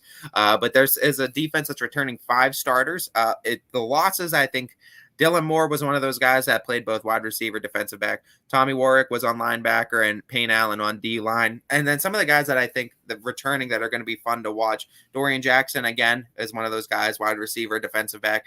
Noah Boyer, linebacker for them. Wyatt Loy is another linebacker. Blake Lucas on the D-line, and then Nate Sprouse, too, the senior linebacker to highlight as part of one of the linebacking core that has, I think, 3 solid names to look out for, and it's going to be part of what makes that Beaver Local run defense so effective this year, and part of what needs to be the leadership core, I think, of that defense going into this year if they want to take a step of improvement. And I think that step of improvement will really put them in great position and great seeding in the playoffs as well. As a team that went 6-4 last year, I think they definitely want to look for 7 to 8 wins this year. They were in a lot of shootouts last year, and I got to imagine their defensive coordinators thinking, if we can just get 2 more stops a game, then we can raise up those wins, because our offense was so high flying, and we're returning a lot of production on offense. So I feel like Beaver Local's defense, we talked about a couple of teams before. They don't have to be perfect. They just have to be, add to their stops 2 or 3 more stops a game, maybe force 2 or 3 more turnovers, and they'll give their offense more chances to create some separation and not get into these shootouts where you feel like you have to score the next possession or you're going to be down by 7. Or at the very least, if you want to take it in small steps, just hold them in the red zone. From touchdowns to field goals, if you could at least do that and just hold points off of the board, that's at least a step in the right direction and trying to keep that average down and just less points scored from the other team. For in high school, that's a lot easier because there are not a lot of guys that are kicking field goals from the 30-yard line. Exactly. So if you could keep, and not many teams have a very solid kicker in place. We've seen a couple of teams too where they go for it on 4th down, even if they're in position. Most teams outside of the ones that have special kickers probably start to really think about it inside in the 20. 57-yard field goal, that's kind of long. And if you start to get a little bit further outside the 20, then they start saying, well, we'll just go for it. So the red zone is going to be really important for Beaver Local red zone defense. And when you'll see that defense a lot. Well, actually, for Beaver Local fans, they're hoping they don't see the red zone defense a lot on the audible call. With my guys. And I mean it's a defense too that if you want to just take baby steps, that's the baby step to take too. And it's hard to improve a defense that only allows a little bit over 21 points a game anyway. So to try to take steps of improvement, you want to obviously do that so you're put into a better position for the playoffs. But it was already a pretty good defense last year. But I think it starts with just saying, hey, let's make sure these touchdowns turn into field goals. And then maybe the field goals turn into stops. And then you just try to build from there. Build it one possession at a time. But I think Beaver Local, with another year of seniority, they lost a little bit, but I think they bring back a lot more in experience-wise. And I think they're in a good position to have a decent run this year. Let's talk about their schedule and what the Beavers have looking forward to them in 2021. They open it up August 20th home versus Indian Valley. August 27th is at Salem. September 3rd at Minerva. Then it goes into their conference schedule But I mean, out of conference, Indian Valley at Salem and at Minerva is out of conference, which are all going to be great games. That at Salem is going to be an interesting game too, August 27th between Beaver Local and the Quakers. Going into their conference, September 10th is home versus East Liverpool, that big rivalry there versus the Potters. And then September 17th, home versus Edison. Then we go September 24th at Oak Glen, I should say. I almost said Glen Oak. We have a Glen Oak, but there's Oak Glen in West Virginia. October 1st is home versus Harrison Central. October 8th at Indian Creek. So they play Indian Valley and Indian Creek. October 15th, home versus Martins Ferry. And October 22nd at Wheeling Central Catholic in West Virginia. So a pair of West Virginia schools on the docket for the Beavers, as they are right there, of course, on the West Virginia line. And of course, we have to circle the East Liverpool game because it's the rivalry, and we'll probably talk more about it when we bring up East Liverpool's football preview. I mean, that's just one of the big rivalries that doesn't get talked about a lot in our local media because they're so far away, but we know it very well here at YSN. They've both been affiliated to YSN for some time, and it's just one of those, just like every rivalry in high school, is taken super seriously, and bragging rights are going to be on the line once again to open up conference play, Beaver Local versus East Liverpool. Talk to Mikey McKenzie and you'll know how real that rivalry is between the Potters and the Beavers. And it's going to be right there, week 4 of the season, opening up conference play. It's going to be that bright and early matchup. They want to make sure they get it in. And it's going to be early, and it's going to be a great shootout too. I think weather providing that rain stays away, I think this is going to be a really good game on a September 10th night. And, we'll just highlight the other YSN team, too, because they play Edison. And Edison's a team that took maybe if you had to say, like, the most improved team last year from the year before, Edison might be that team. They went 0-10 in 2019 and really took a step up last season for the Wildcats. Yeah, and they're a team we're going to be looking at, too, as we are looking at all 3 of the YSN schools that we cover within the Buckeye 8, which is East Liverpool, Edison, and Beaver Local. So we'll be able to take a look at the Wildcats. But, yeah, drastically improved. That's going to be another part of those games back-to-back, East Liverpool and Edison, that are going to be hard, too, because all your emotions going to be tied into that Liverpool game. But you got to make sure you have something left for Edison, because they'll make sure that you'll pay if you don't, if you take them lightly. And also, that's that other YSN school that we have, Salem. At Salem, August 27th is going to be a very good test, I think, for the Beavers early on playing the Quakers. And I believe that'll be the only time that the Beavers will be on YSN where you won't hear Mike McKenzie call their game, because every other YSN matchup is in Beaver Local. And then, of course, the rest of their schedule isn't YSN. So Mike McKenzie going to do 9 out of 10 games for Beaver Local. I know the fans over in Beaver love hearing his voice. They're going to hear a lot of them this year. Yeah, they get to hear a lot of them, but that week 2 game going to have to go to the dark side a little bit. Listen to the Quakes, but yeah, going to be some good matchups too. And three as we're lucky to see inter YSN school matchups too, as Salem getting scheduled this year. So fun to see that third matchup inter YSN schools. Indian Creek game's always fun too. Beaver Local versus Indian Creek, they're really competitive with each other, and I believe that'll be one if you're a Beaver Local fan and you only want to go, if for some reason you only want to go to 2 games or 3, go to the 2 YSN games that are at Beaver Local, and then head on down to the Indian Creek game as well. That should be one that you circle. Always a very competitive football game. Yeah, absolutely, and it should be a fun schedule for the Beavers as they look to take another step of improvement on offense and defense this year. 6-4 last year they played 10 full games. But now they get another 10 games, and maybe they can go and take the next step. But, it wouldn't be out of the realm of possibility to see them win 7 or 8 games this year. Yeah, and 7 or 8 games will put them in real good position, I think, for the playoffs too. And I think 7 or 8 wins is definitely something to look for the Beavers this year. So let's move from Beaver Local, and now Beaver fans are going to have to cover their ears because we're going to preview their rivals in East Liverpool. Yep, as we go into the Potters, they were a team that was 5-5 last year. And I mean, scoring offensively, they're a team that averaged just over 25 points, actually just around 26 points per game last year.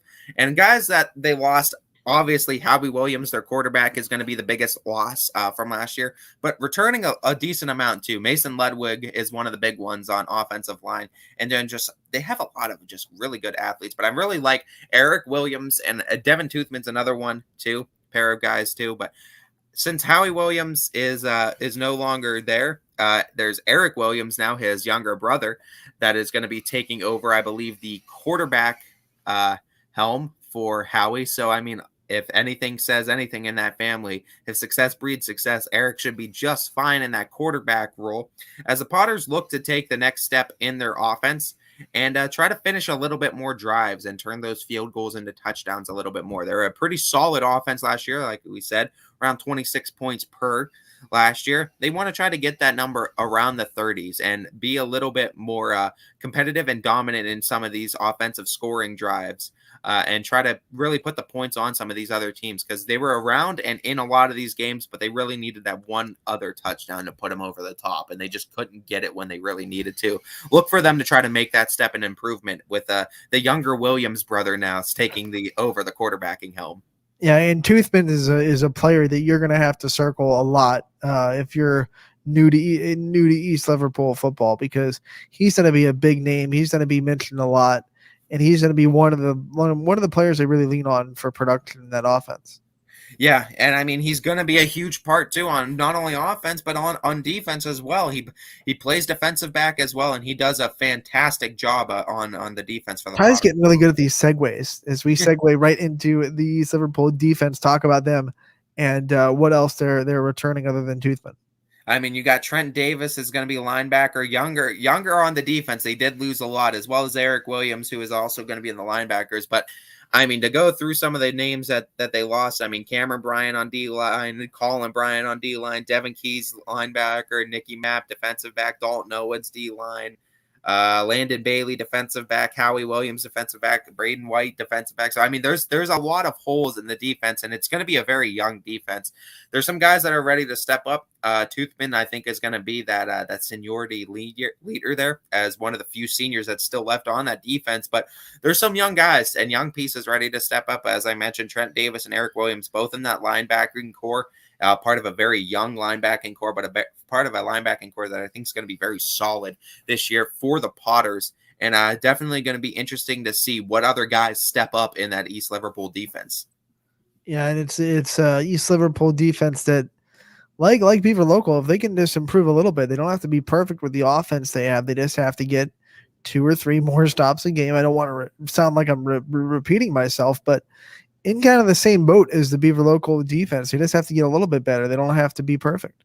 Yeah, absolutely. And I think East Liverpool is looking to make that next step. I mean, just right under the Potters. Potters were just under the Beavers. I mean, Beavers were 6-4. Potters were 5-5 last year. So these are two teams that were right there, middle of the pack, that are both looking to make that next step. And it's going to be interesting to see, as that rivalry game means that much more in that 4th game of their schedule. And that's schedule. It looks like what we have, as I'm going to pull that up for you. Yeah, it's a schedule that opens up too with West Branch on August 20th. It's a home game versus West Branch. Then they go Indian Creek home on August 27th, home versus Salem September 3rd. So they see both Salem and West Branch, the 2 teams we cover in the Eastern Buckeye Conference. And then we go September 10th at Beaver Local, of course, September 17th at Harrison Central, 24th home versus NDCL. October 1st, home versus Edison, 8th at Warrensville Heights, and then finish off the season with a pair of West Virginia teams, October 15th at Oak Glen and 22nd at Weir, West Virginia. And what I'm looking forward to is that first game of the year, another great week 1 matchup that we have on August 20th.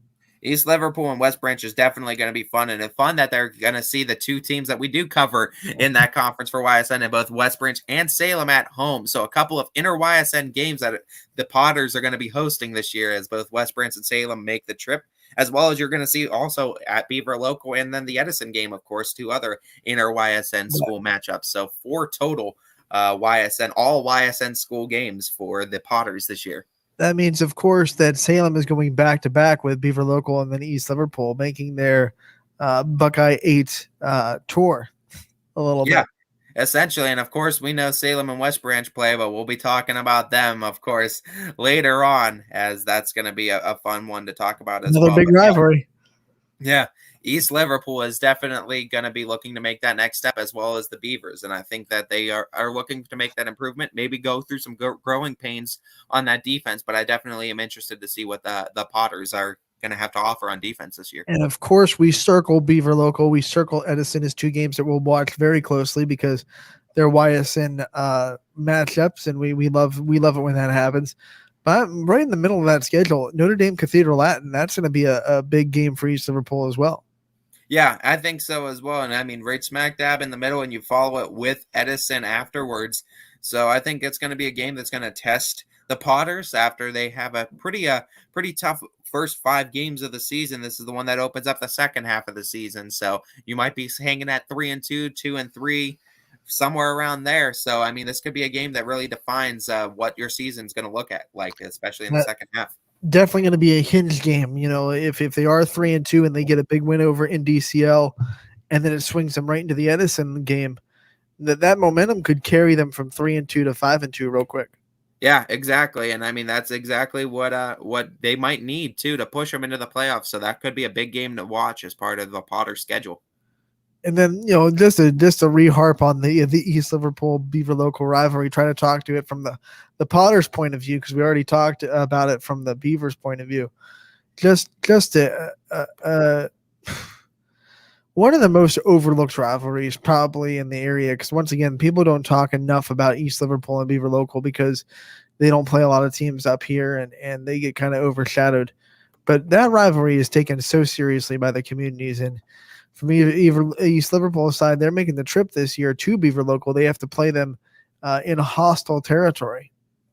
Yeah, and I mean, this was a rivalry so deep that even though East Liverpool finished 5-5 and Beaver Local finished 6-4, they were able to look at that 2020 game week 1 and say we beat Beaver Local 27-15 week 1, and that's all that matters. And that was one that still got Mikey McKenzie's blood boiling when you brought up that East Liverpool probably game. Just cursed you as you said that. Yeah, even though the Beavers finished above the Potters, if you mentioned that Potters beat Beaver Local week 1 of last season, it gets your blood boiling. And I mean, that shows how good that rivalry is down there. And it almost has been adopted too by like the West Virginia culture a lot more, because West Virginia is right there. And I don't know why, because they're still part of Ohio, and we should be accepting them up here and talking about it a lot more up here. And I don't know why we don't cover it a lot more up here, but we're covering it right here on YSNLive.com. And we talk about it all the time. And we know Mikey McKenzie is here talking from the Beaver Local side of things. We need to get some more of the Potters diehard on here as well. We should bring Tommy and Mike on the air at the same time, but to prep that matchup, because they should. I mean, that should definitely be a pre-show for we're the Potters and Beavers. We're gonna write that down as an idea, and we're gonna try to get that. What is that, week 4? Yeah, week 4. It's gonna be a September 10th game at Beaver Local too. So it'll be a great game, I think. And I mean, just to hype that up some more. If they come on, they better get good content and throw some chops at each other, some friendly blows. And I mean, that's what you're looking for too, as the rematch, as Beaver Local gets to host it this time, and they're looking for some revenge last year after that week 1 game where the Potters were able to beat the Beavers at home. You never want to mess with an angry beaver. I've learned that the hard way. We will take a quick time out. We'll be right back with more football previews as we venture into Edison after this break.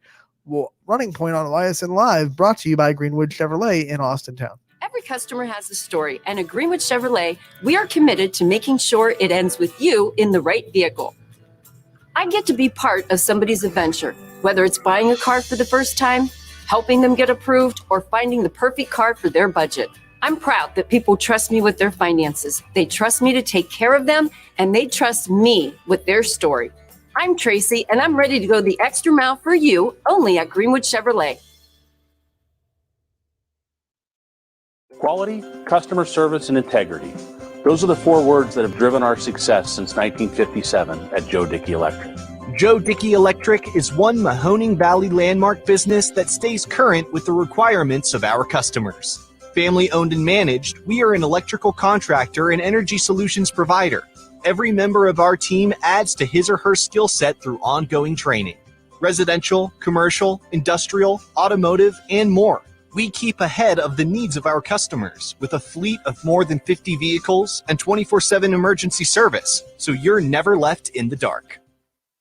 Jimmy Sutton here, Director of Isle, Purple Cat, and Golden String. We are happy to support YSN and two of my favorite people, Scotty Mincher and Super Dave O'Malley. We are an agency that provides services for adults with disabilities. We infuse humor, passion, and joy into their lives. If you know of any folks with disabilities that need our assistance, please contact us.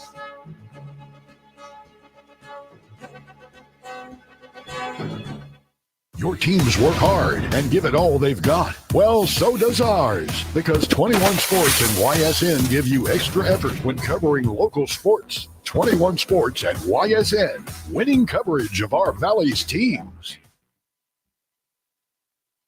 Hello, I'm Greg Burbick with G. Burbick Farms. For the last 100 years, my family has farmed in Columbiana and Mahoning counties. I began raising cattle in 1996 with the goal of providing a better product for you and your family on the dinner table. Our grass-fed and grain-supplemented Black Angus beef are raised with no hormones, steroids, or antibiotics. We're known for our hometown-friendly service and incredible tasting products. We're locally owned and have customers across the tri-state area. Our products go from our farm to your family. Stop by our farm on New Buffalo Road or visit us on the web at gburbickfarms.com. Don't forget to like us on Facebook. G. Burbick Farms, it just tastes better.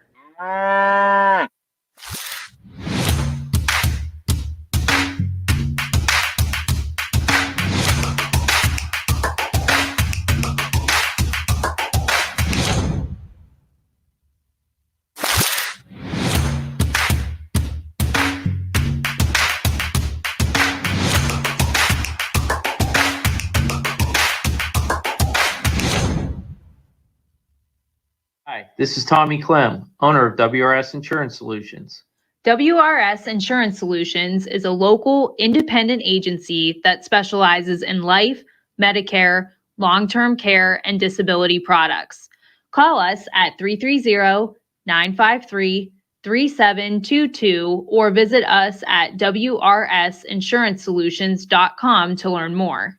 Good luck to all the student athletes in the Valley.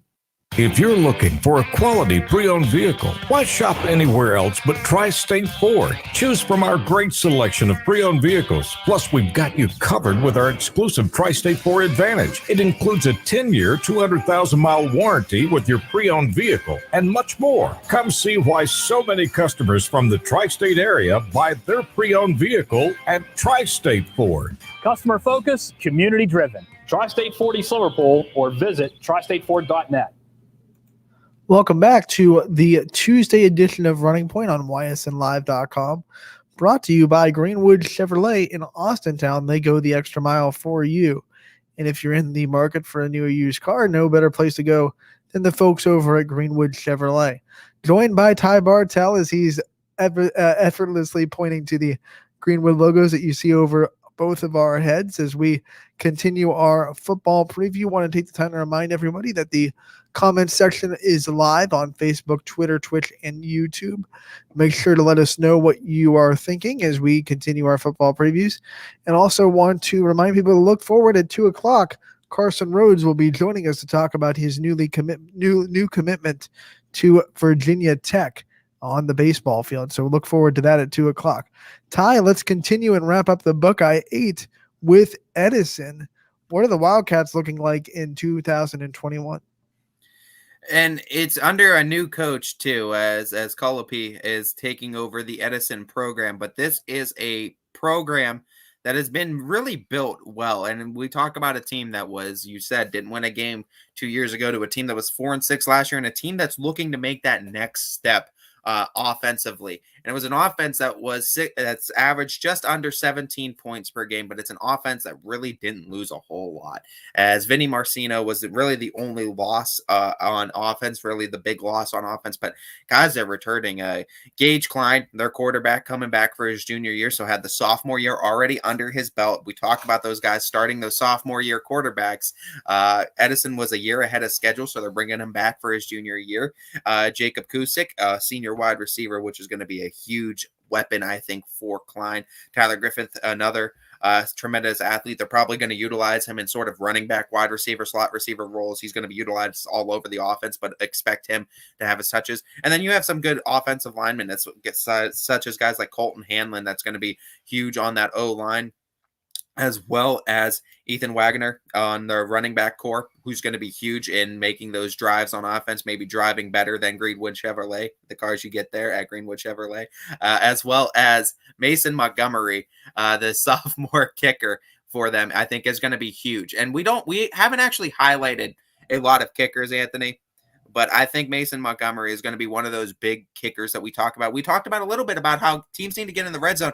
He's one of those guys that can extend that red zone a little bit, 25, 27, 28-yard line. You don't need to get as far. He can make those kicks, and as a sophomore, has a cannon for a leg. I think he's going to be huge for the Wildcats on offense this year. Look at you scouting kickers, just like Jeff Bezos in the Penn, Ohio game. I mean, it's huge too. I mean, we haven't highlighted too many special teams, but when we talk about just improving offense in little bits at a time, getting those extra field goals or just getting in position for your kicker to make field goals is a step in the right direction for offense. And I think that's huge to have that kicker that's a sophomore that you know is going to be in your program for a while. Just have that special teams on lock. And we don't talk about it a lot, and maybe it's not a big, huge emphasis for many coaches. You know, you want to look at offense and defense, but most coaches will tell you it's a big sigh of relief when they know that kicker position is A-okay. They don't have to worry about it. I mean, you just have to ask Coach Guerrero last year how much of a blessing it was to have Clay Medvac and know that if he gets inside the 30-yard line, it's almost automatic. He doesn't even have to think about it. He can just throw Clay out there and kick the field goal. Doesn't have to push the envelope and go for it on a 4th and 4 inside the 30. Just a blessing, and Edison's going to have that blessing for 2 more years. Yeah, and I mean, Edison, very young team overall with a lot of those positions. I mean, the kicker position, obviously, but I mean, quarterback position. They also have just really good athletes. I think Edison is really primed to make good and solid improvements year to year, and I'm expecting another improvement. I'm expecting them to honestly at least 5-5 to a winning record for the Wildcats this year. Honestly, love the way they came out last year. You know, the year before 0-10, and they came out. I believe they won their first 3 games of the year last year, if I'm not mistaken.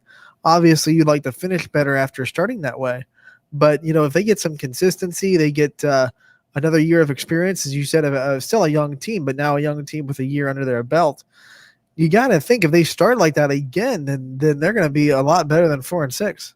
I would figure as well. And I mean, I think as far as the Wildcats are concerned, if they make those improvements on offense, I feel like they're going to be better on defense as well, because I think other than Vinny Marcino, who we highlighted a lot in offense, he's really the only other loss too, I would think, on defense. I can think of on defense. He was a linebacker for them last year, but they're returning a lot on defense just as they did on offense. And I mean, you look at it, it's a lot of those two-way players. Jacob Kusick plays defensive back. Tyler Griffith plays defensive back, and Ethan Wagner linebacker. But it's a lot of those two-way players, and having all that experience under their belt. A lot of these juniors are seniors and sophomores and juniors now.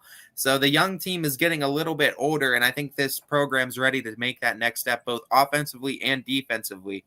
And I just expect Edison overall to be an improved team this year. Ty is starting to get really good at these pro level segues. Let's talk about that defense that you brought up and what's going to make it so good in 2021. Obviously, it was a good unit in 2020. Yeah, and like we said, I mean, you got 2 guys solid in the defensive backfield in Tyler Griffith and Jacob Kusick that's going to be in your secondary. Kusick was one of those big tacklers, as well as Griffith out of the defensive backfield. Both of them ended up with a lot of tackles for a loss. I believe Griffith even ended up with a couple of sacks out of the defensive back position last year as well. So when you have 2 solid defensive backs that can tackle and be that second wave of defense that doesn't really allow guys, runners, especially either out of the wide receiver or running back position, or even the quarterbacks, fight for those extra yards and get that extra yard and break that secondary and get to the end zone. They really were good at stopping that. And I expect them to make even more solid improvements in that, and even come from that defensive backfield and get sacks too a lot and tackles for losses. Because I think these are two guys that are going to be really dynamic in that secondary. And Edison does not give up a lot on defense. So we've talked about a lot of high-flying offenses so far today that need to get just a little bit better on defense. Flipping the script for Edison, their defense is almost locked down.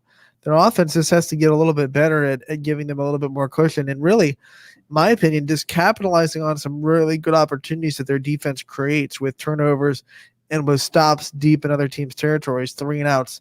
Offense has to be able to capitalize off of those opportunities. Yeah, and you look at the scoring defense. I mean, Edison did allow over 30 points per last year, but it was really a sake because the offense really wasn't on the field a whole lot, and the other team's offense was. And sooner or later, your defense is going to get tired. I think the athletes too going to be a lot more well conditioned.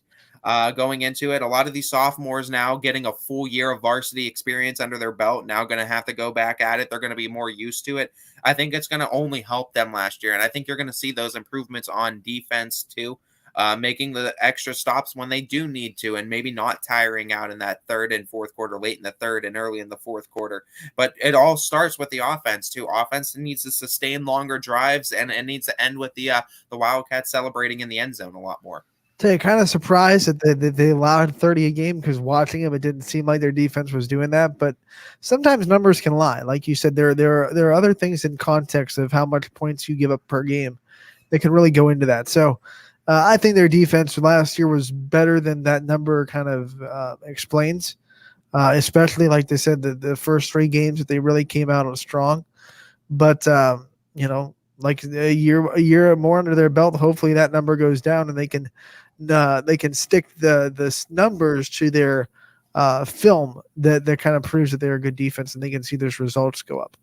Yeah, I believe so as well. And I mean, looking at Edison's schedule, opening it up, home versus Southern, they go at Wellsville August 27th, September 4th at Steubenville Catholic Central, September 10th home versus Matthews, 17th at Beaver Local, 24th home versus Toronto, October 1st at East Liverpool, October 8th at Harrison Central, October 15th home versus Buckeye Local, and 22nd home versus Indian Creek for the Wildcats. And I mean, we talk about the East Liverpool and Beaver Local matchups. Both of those are away matchups, but they also go to play Wellsville this year too, which is another one of those schools that we've talked about too with Wellsville, and that's going to be an interesting matchup too, second week of the season.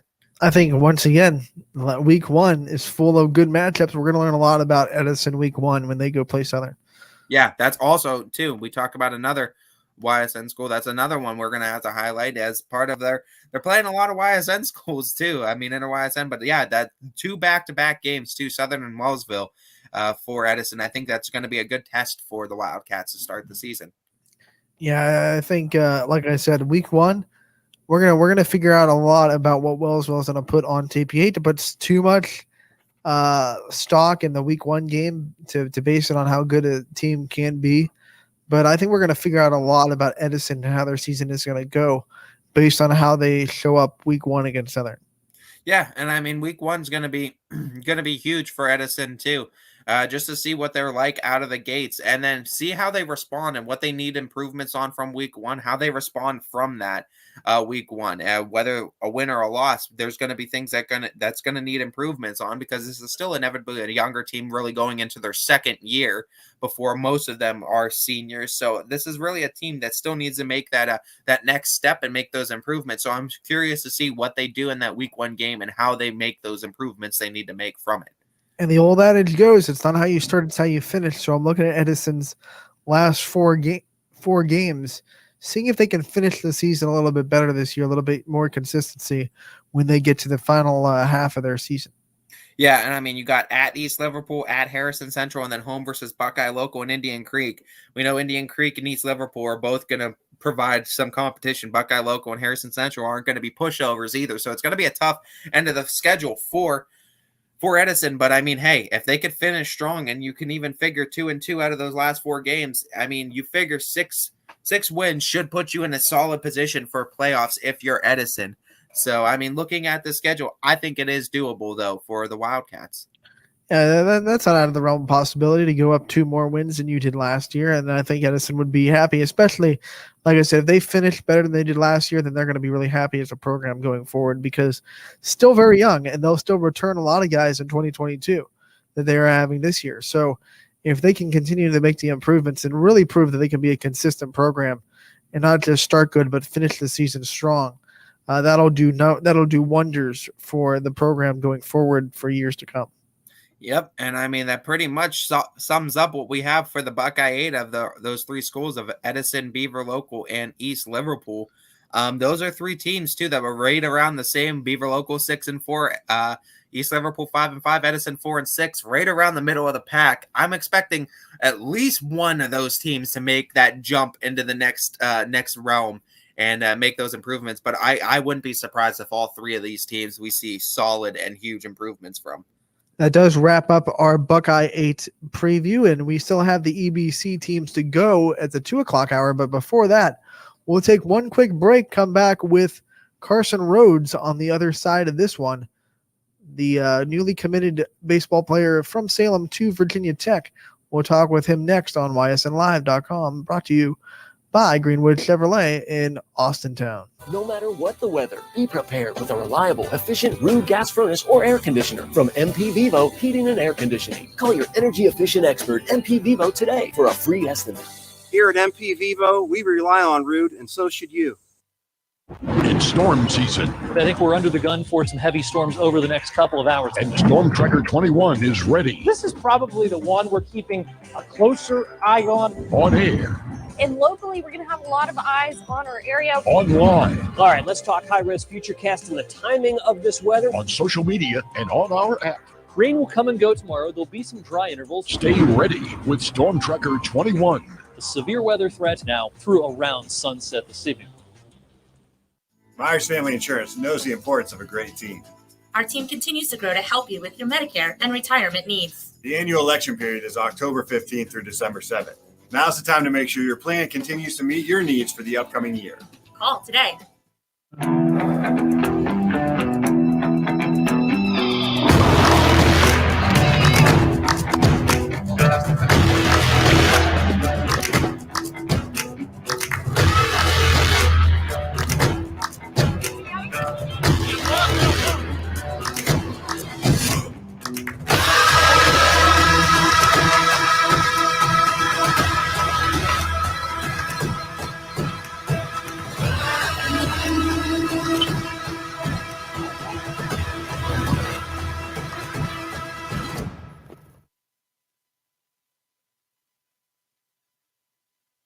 "60 years ago, Baird Brothers Fine Hardwoods began with 3 siblings, a hand-set sawmill, and a few local orders. And while business has certainly changed over the years, what has not are our principles of hard work, craftsmanship, and commitment to quality. At Baird Brothers, we're proud to put our name on the products we create, from moldings and doors to flooring and lumber. Thank you for 60 great years. We look forward to 60 more. Baird Brothers, for the place you love." Welcome back to Running Point on YSNLive.com, brought to you by Greenwood Chevrolet in Austintown, as it is Anthony Hartwig alongside Ty Bartell down here. We are joined on the show now by Salem's own Carson Rhodes, and he's got some news. Carson, good. Thank you for joining us today. Yeah, thank you for having me. Yesterday was a big day for you. You got to break some news, and we've already said it, but I want to give you the opportunity to just kind of say it out loud on Running Point. Yeah. So yesterday I committed to the University of Virginia Tech for baseball. And you're repping them already, loud and proud, and we are proud of you. What was it about Virginia Tech that made this decision happen? What was the selling point for that program? I mean, they were really the only ones that believed in me from the beginning. I feel like me and Coach Fechtow had a very, very close relationship, and they're a very good baseball school and also very well academically. So I mean, once they gave me the offer, I felt like I needed to pull the trigger. And obviously Virginia Tech out of the AAC, and that's such a big ACC. Sorry, Yeah. talking high school so much that we're used to the AAC, but ACC, very big baseball conference with a lot of big name programs in there with Florida State, Georgia Tech, North Carolina, Boston College. Just the names to name a few that are always up there in prestige for baseball. And what does it mean to you to be among the players picked to play in such a prestigious conference? I mean, it's crazy, honestly. I mean, it's always been my dream as a young kid to make it to this level. But I mean, the ACC is such a great conference, and it's still unbelievable that I made it there. Now that you're committed and you can kind of put the recruiting process away, how much pressure does it take off of you going into the rest of your career at Salem to just be able to focus on your high school and not have to worry about impressing coaches or recruiting process or anything like that? You can kind of put that to the side and really focus on what you have to do in high school. Yeah, I mean, it takes a lot of pressure off, especially with my brother, since he was in the recruiting process for so long, and he had a lot of pressure on him. But I just feel like I can go out and play now. Talk about watching Lane going through the recruiting process and how much that helped you in your own, and how much advice he kind of gave to you as he went through his own, and obviously now he's finished his own. Yeah, I mean, he's helped me out so much with it. He's told me like what to do, how to talk to coaches, and also my pitching coach up in Aurora where I go, he's helped a lot too. He's helped talk to the guys for me, and I mean, it helps a lot, especially with Lane going through it, because he's just went through it and known everything to do. What excites you the most about your next 2 years in high school and being able to develop yourself? Actually 3 years, when getting ahead, the next 3 years in high school, being able to develop yourself more and more and get yourself ready for that next level that you're going to be facing after you graduate from Salem. Well, I'm just ready to I know I got to get more work in. You can't stop working, because if I do, it's not going to be a good look going into Virginia Tech. But I mean, I just can't stop working. And I feel like with the great season we had last year, we got to keep the energy the same and keep it going into next season. What's one thing, either in baseball or outside of baseball, that you kind of are still have as a personal goal that you want to set for yourself before you leave Salem? I just want to win a state championship. I mean, I feel like that'd be awesome, and I know everybody on the baseball team wants to do that too, especially after last season, like going close to the regional finals and then losing to the state champions. Everybody loved that feeling, making it there. So I know we're going to try and repeat that. Yeah, I mean, looking at that run last year too, and I mean what you're trying to do. I mean, talk to me a little bit about what you learned about your team last year, what you learned about yourself, and what you need to improve on personally to make yourself better, and what the team you think needs to improve on to make itself better to make that state championship run. I just think sometimes if we're down against a team, we get down a little bit, but we always had Lane, the leader. I mean, he always led us to get us back up in the game and stuff. And I know I had that problem too. Sometimes if I came into pitch and I really wasn't doing too hot, I'd get down on myself a little bit, but we just got to stay up no matter what. Obviously, academics are so strong at a place like Virginia Tech. What's that? I mean, we don't talk enough about the school life and what you go through as a student. What kind of excites you about what you're able to do from your education at Virginia Tech and some of the things that might lead to your eventual career outside of baseball? Yeah, I mean, the academics there is unbelievable. The campus is beautiful, and I mean, it's going to be tough to navigate around there, but I'm going to have to figure it out. But just everything there is unbelievable, and I feel like, especially academically there, I can get so much done and get like whatever I want. I mean, talk a little bit too about what you're expecting out of the Virginia Tech, I guess, experience, and what you think this is going to do, help you improve your baseball career wise too, and how it's going to help you. Obviously, you want to try to make it to the next level. I think that's every kid's dream once they make it to the college level. How do you think this is going to help you get the tools you need to improve to make it to the next level? I just feel like the atmosphere there is going to be awesome, and I feel like Virginia Tech is just a top-notch school for sure, but I feel like the atmosphere is going to be awesome, and if I ever need like anything, any help there, it's going to help me like go to the next level, and I'll learn from those guys. And you're going there for baseball, but I gotta imagine that you are looking forward to a Saturday night football game at Virginia Tech, one of the best atmospheres in the country. Talk a little bit about that and what it's going to be like to be able to be a part of that student atmosphere there. Yeah, when I went to stop there the other week, we saw the field, and it's crazy. Like it was huge. It was unbelievable. But just being like a student there is going to be crazy, especially playing baseball there. Yeah, and it's so fun. We're so proud of you. We're so happy for you in this announcement. We thank you for taking the time to join us and talk about it a little bit. And we look forward to your next handful of years at Salem. We know you're not done.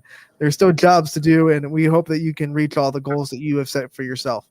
Yeah, thank you for having me. I appreciate it. Of course, and that once again, Carson Rhodes, Salem's own, Salem's pride, committing to Virginia Tech for baseball. And man, that kid's got a heck of a future ahead of him, Ty. I mean, going to be exciting too. I mean, to know that that's all done. I mean, like you said, can basically focus on his academics and baseball at Salem, and doesn't need to really worry about, impressing other coaches. Obviously, still work needs to be done. He's still going to improve, and he's going to be looking to make himself better. But he doesn't need to go through the stress of worrying about where he's going to be playing afterwards. He already knows that that's kind of taken care of. I really like that he brought up how important it was watching Lane's recruitment process and how long it dragged on for and how much stress it was.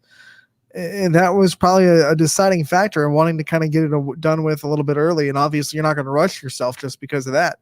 But it was one of the things that probably went into his mind, saying if he found a match, if he found somewhere that he was passionate about going for, there's no reason to kind of sit and wait for it. You know what I'm saying?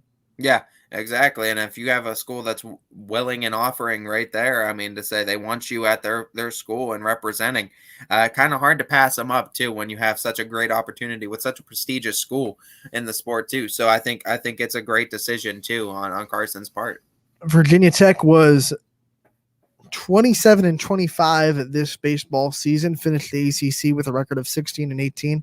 And obviously he won't be a part of that program for a little bit. So that's not exactly a great preview of what he has to come, because they have 3 more years of development before he even gets there.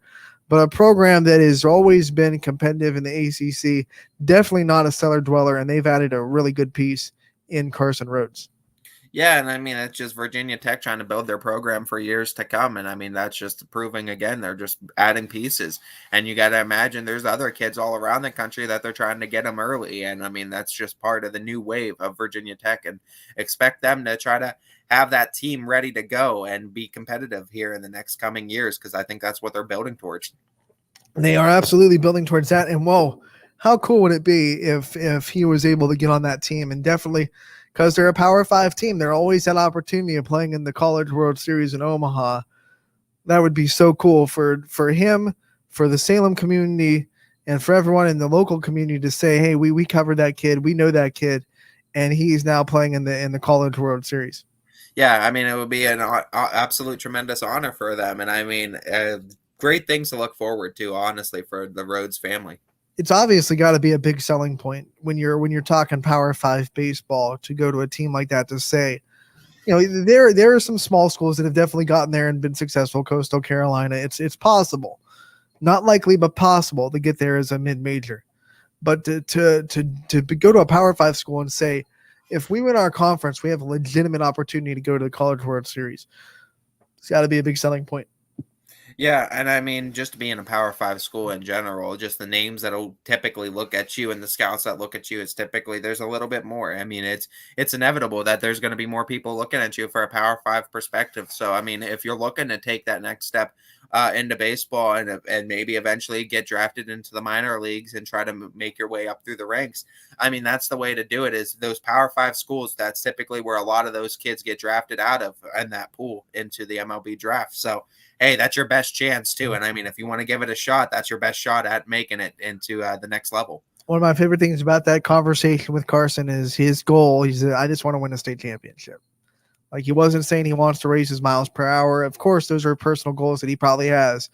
But the top of the priority list now is winning a state championship for Salem. And it'll be a lot easier on him now that he doesn't have to focus on recruiting processes and talking to college coaches. He knows where he's going, so he can just focus on getting his team to a state championship. Going to be fun to watch Salem for the next 3 years. Class of 2024 sophomore going into this year, Carson Rhodes. Yeah, they're going to definitely be built. Salem baseball be built years to come and be competitive, definitely. So we will go from that and we will continue our football preview as we talk about the EBC teams that we cover. Let's start with Salem, as we just had one of their own, Carson Rhodes, on. Why don't we just segue right into Salem football and talk a little bit about what the Quakers are going to look like come 2021? Yeah, the Quakers were 5-6 last year, 3-3. They were ranked 5th in the EBC. Looking at the offense, they were an offense that averaged over 26 points per game. They're returning a bunch of their starters from last year. Out of the guys that they lost, Jax Booth on wide receiver was one of the big ones. But, I mean, guys that they're returning, Blaze Exline is a wide receiver. Jackson Johnson, too, quarterback for them, as well as Caleb Stockman on O-line and Carson Stockman on O-line. So they have a couple of really solid guys on O-line, both the Stockmans, and then you got Johnson at QB, and X-line's a really good wide receiver as well. I think Johnson, after setting a record, passing record on passing yards for Salem last year, I think he's ready to take that next step of improvement, and that was as a sophomore quarterback. So another one of those quarterbacks going in to his junior year who already had a dynamic sophomore year where he broke a school record. And, I mean, looking to have a better year, too, and he has that guy to throw to an X-line. He has a good offensive line in front of him. I think this Salem offense is ready to take that next step. I mean, 26 points per game last season. I expect them to be in the realm of the 30s this year, honestly. How about that? You step on the field as a sophomore, you're already breaking school records. Like, geez, man, slow down a little bit. You pace yourself. Yeah, they're looking to definitely be competitive too. Right around the middle of the pack last year, 5-6 is how they finished. They definitely want to be better last year, be in the winning record, and I think they definitely have a chance to do so. And I mean, you have a guy that might pass for 3,000 yards in Johnson. It's going to be definitely interesting. And despite that, despite those passing numbers, they're still watching them. They're a pretty methodical offense. Not a lot of huge plays that were 30+ yards. They like to kind of dink and dunk and really drive down the field, even with the passing game. So, 26 a game for that style, really a high number for a team that is so methodical down the field like Salem was last year. Yeah, and Jackson Johnson's also the type of guy that can run and break out of the pocket, and he can fight for those extra yards. And part of that speed is why he's so effective, too, as a defensive back. And then there you go him and pair him with the senior X-line, too. It's him and X-line on offense as quarterback and wide receiver. It's going to be him and X-line on defense as well, as they're going to be a pair of defensive backs, I think. They're going to be dynamic for Salem as well. X-Factor, X-line, these headlines. I'm getting ready. For the headlines. I think the dynamic of both of them, as well as on the other defense, I mean, Salem has a lot of defensive backs this year that I think are going to be fun to watch, as well as Dylan Monroy, as well as Ross Davidson. Their defensive back core is going to be solid, and I think that secondary is going to be huge for Salem and trying to limit the pass game, because there's a few teams in that EBC conference that can pass the ball pretty well, and you want to be able to contain them. So Salem having a very good secondary is going to be huge going forward. Great segue again, Ty, to just dive deeper into the defense and talk about their personnel, what they have coming back, and what Salem's defense might look like in this season.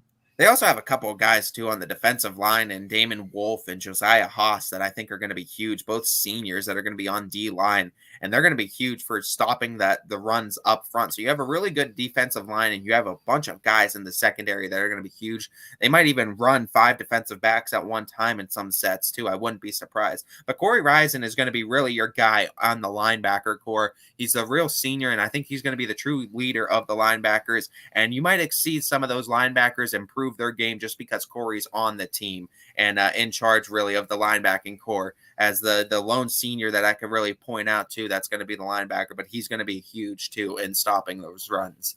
Yeah, and Salem's defense going to come up against some really high-powered offenses this year. Going to have to be bringing their A game every week, and I think they're up for it with all their returning. I think so too. And I mean, you got 2 guys that are coming into their junior year for defensive back. Ross Davidson's coming into his sophomore year. He had a pretty good year last year too as a defensive back. Dylan Monroe is going to be very good, I think, this year. Jackson Johnson, depending on how much he plays, because he'll be quarterback as well, he'll be good too. But this was a Salem team that did allow less than 30 points per. It was around 29, I believe.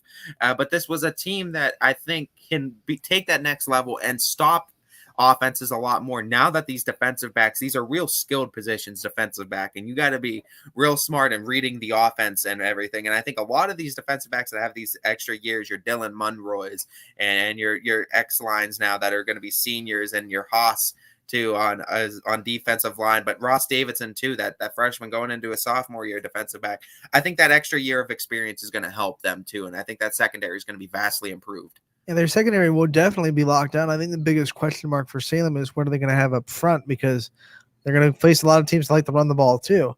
So I think it's going to be up to the line and the linebackers to kind of fortify that secondary so teams don't just say, well, you're really good at guarding the pass, so we're just going to run the ball and make you stop that and not even have to worry about your DBs. Yeah, and I mean, really, when you're returning to an X line is going to be huge on that Salem offense, and I think that's what's going to help them on offense so much, because X line led, I think, all of EBC in every receiving category last year, and that's in receptions, receiving yards, and touchdowns. I think getting that back at receiver, as well as Jackson Johnson, who I'm pretty sure led almost every category in passing category. I think passing touchdowns for sure. And I think passing yards as well as I think yards per carry too. So out of it, you have a guy at quarterback that's welling and sophomore season too. I mean, yeah, sophomore season, he had the highest, I think, I'm pretty sure, most passing yards, most passing touchdowns, and most yards per carry in the EBC. And you have him paired with X line, who's a dynamic wide receiver who's going to be good also on defense. But that Salem offense, I think, is going to be very fun to watch this year, and they're going to take that next step and to make that improvement. I think Johnson can just break his own records. He very well might too. And I mean, you're talking in a COVID year, this young man threw 2,800 yards, over 2,800 yards. This is very realistic that he's passing over 3,000 yards this season. And I mean, a guy that threw 30 touchdowns last year, it's very realistic that he can do the same thing in a 10-game regular season. A 30 touchdown guy, or 3,000 passing yards and 30 touchdown quarterback. I'll take that any day of the week if I'm Salem. It's just, can you build that defense to make the stops? Because I think they have the offensive weapons in place now. And they're obviously Division 4, which is stacked locally in the playoff scene. You talk about Ursuline, who is the preseason number 1. You talk about Poland, who got to Ursuline in the regional semifinals last year. You talk about, West Branch is in Division 4 too. So Salem's going to have a tough go. If they're lucky enough to make the playoffs, they got to make sure they're prepared. Talk about their schedule and what things they are doing in this 10-game slate to prepare themselves for what should be a very tough playoff run if they're lucky enough to get there.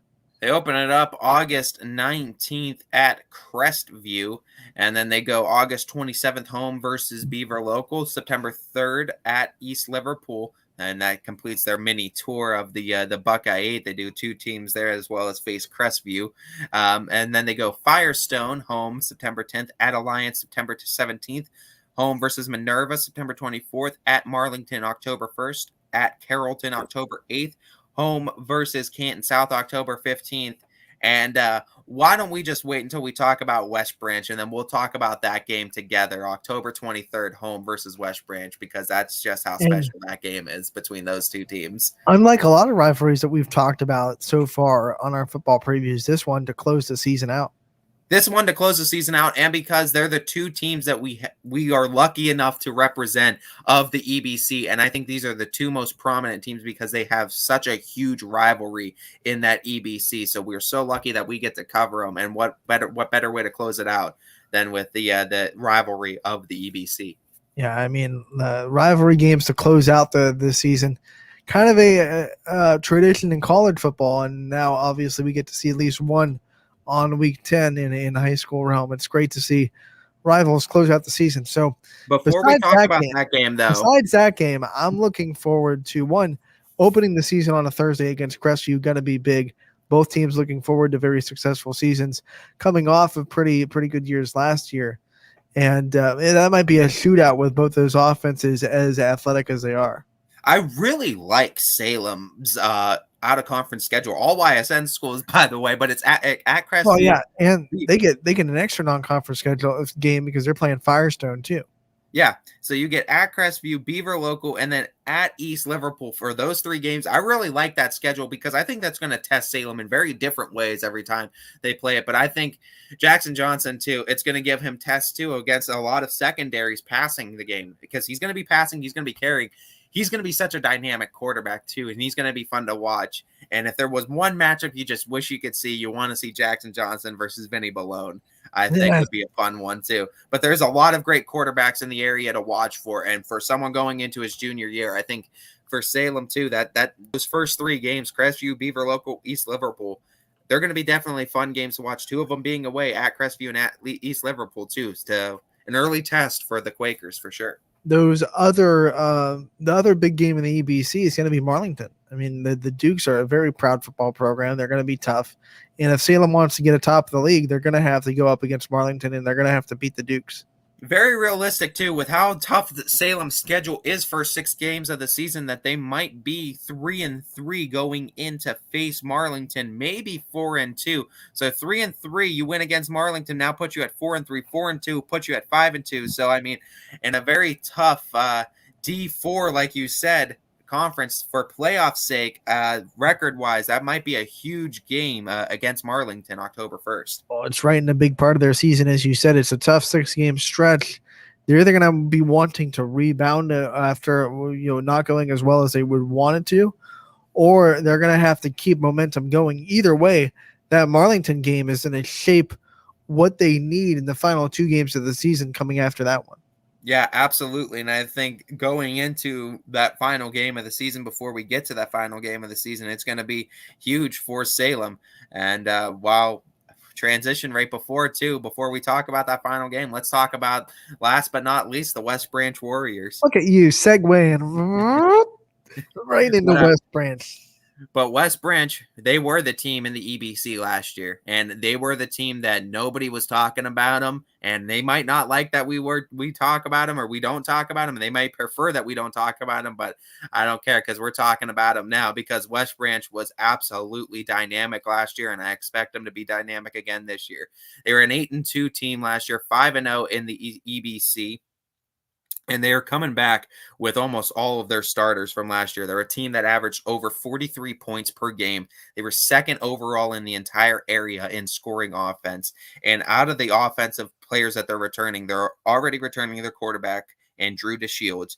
You're bringing back Jackson Hendershot at wide receiver. Greg Rockwell is going to be locking down your offensive line. And then also Nick Wilson on your wide receiver core. So you've got 2 very good receivers coming back for West Branch, as well as Drew DeShields, who looks to make that next step into his junior year. So both Salem and West Branch bringing back junior quarterbacks, and Drew DeShields is looking to have a fantastic season again going into this year. Some guys they lost. They did lose a bunch of wide receivers. Brock Hilliard, too, on quarterback, who was their guy last year. That was their starter last year. But I think Drew DeShields, everything he learned under Brock Hilliard, is going to put him in great position coming into his junior year. But Brock Hilliard lost on quarterback. You lost Josh Gregory and Andrew Coffey on wide receiver, Kenny Mara on O-line, David McKeever on wide receiver, and Alex Wilson, too, on your running back. But out of the guys that they did lose, I think they have enough to replace them, too. Drew DeShields learning against under Hilliard, too. I think it puts him in a great position. I think he's ready to take over that quarterback spot, and he has 2 very solid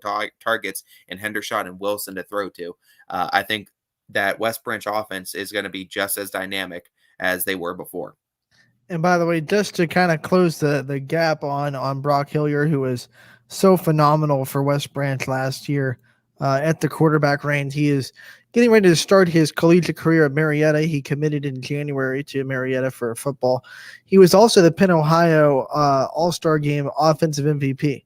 So a lot of special praise for Brock Hilliard as he leaves the Warriors program. But Drew DeShields, he's stepping up into a big spot as a junior and definitely game experience. I know he came in sometimes when West Branch was up by a lot, so not someone that's brand new to the varsity level, big player in varsity basketball. He's been there before. He's not new to the varsity level in athletics, and he's just an athlete. I don't think they're going to have any trouble inserting Drew DeShields into that offense.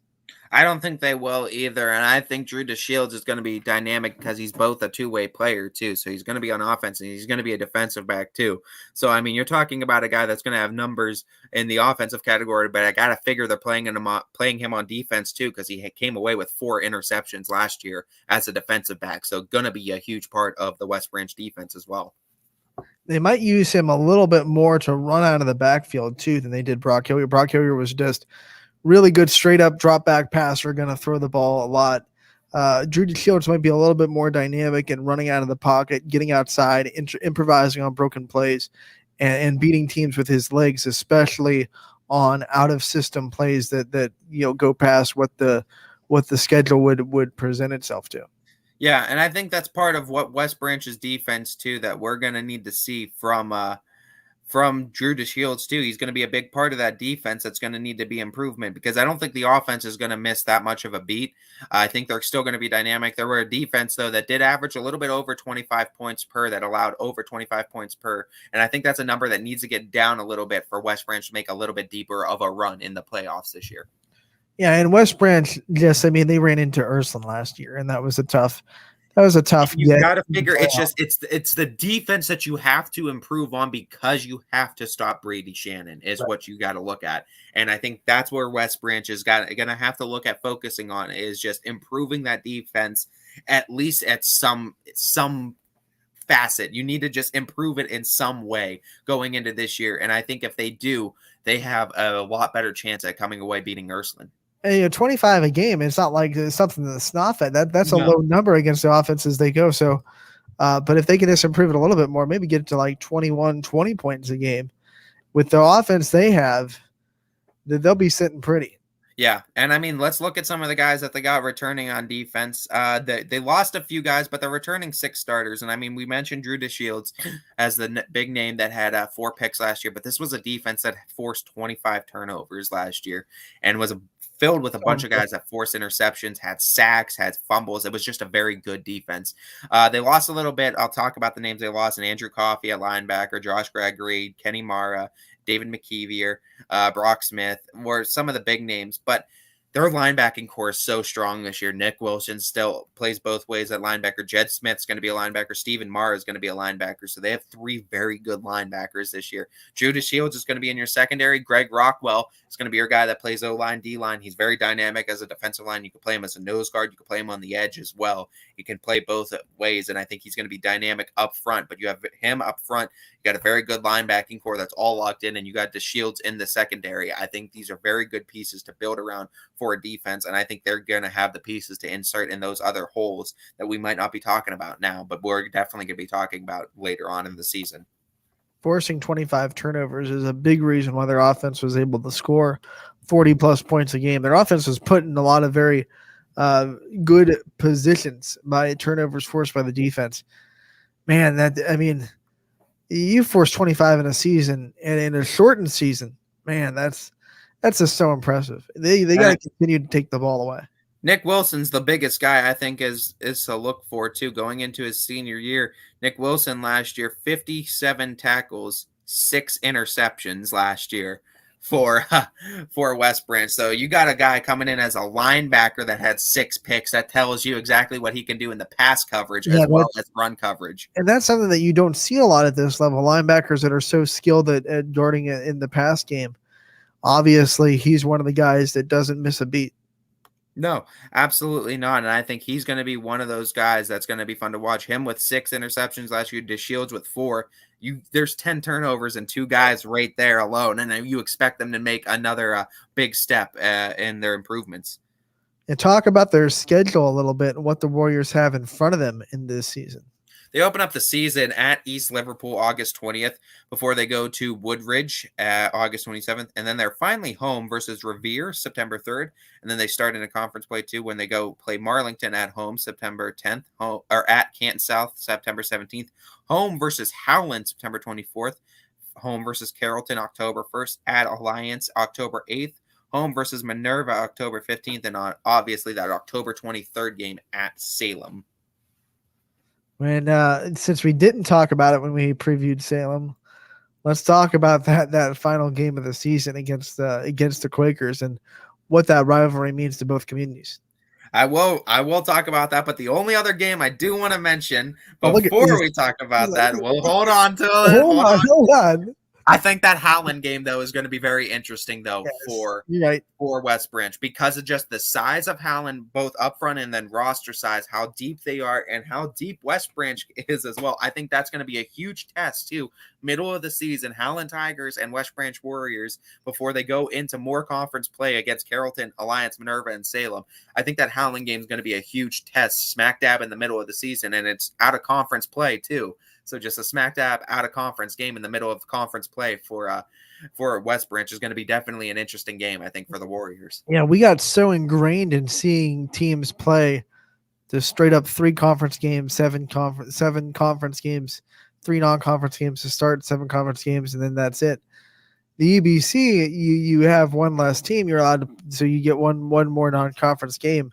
Teams are getting a little bit strategic on where they place that game, and that Howland game, like you said, right in the middle of their season, and it might be a swing game for how their season goes.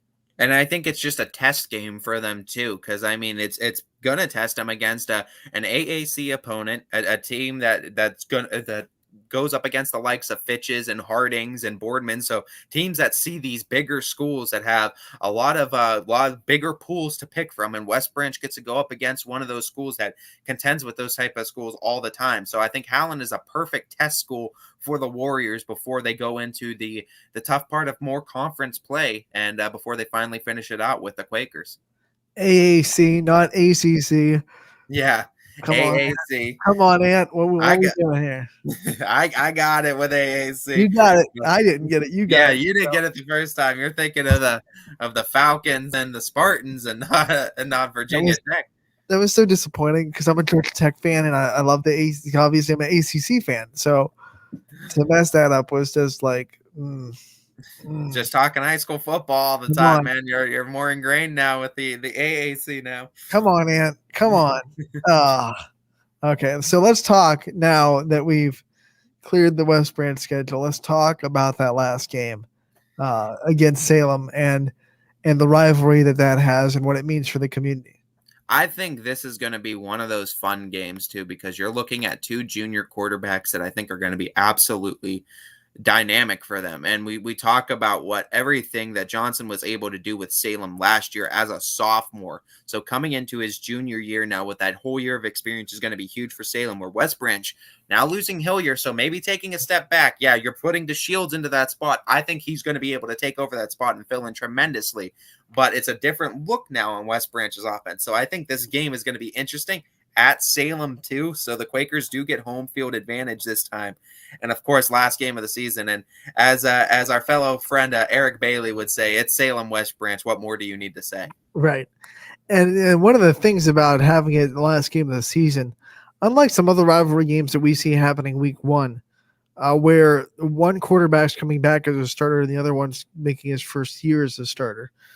At that point, when you're 9 games in already, I don't know how much that experience difference is really going to be a factor. I mean, Drew DeShields will already have 9 games under his belt. If he ain't ready by that point, he ain't ready. I mean, that's just the thing. I mean, if you're not, that experience factor doesn't go as much into it as it would when talking maybe about South Range Springfield. You know, Springfield coming back with Bo Brungard, South Range going to be having a first-year starter.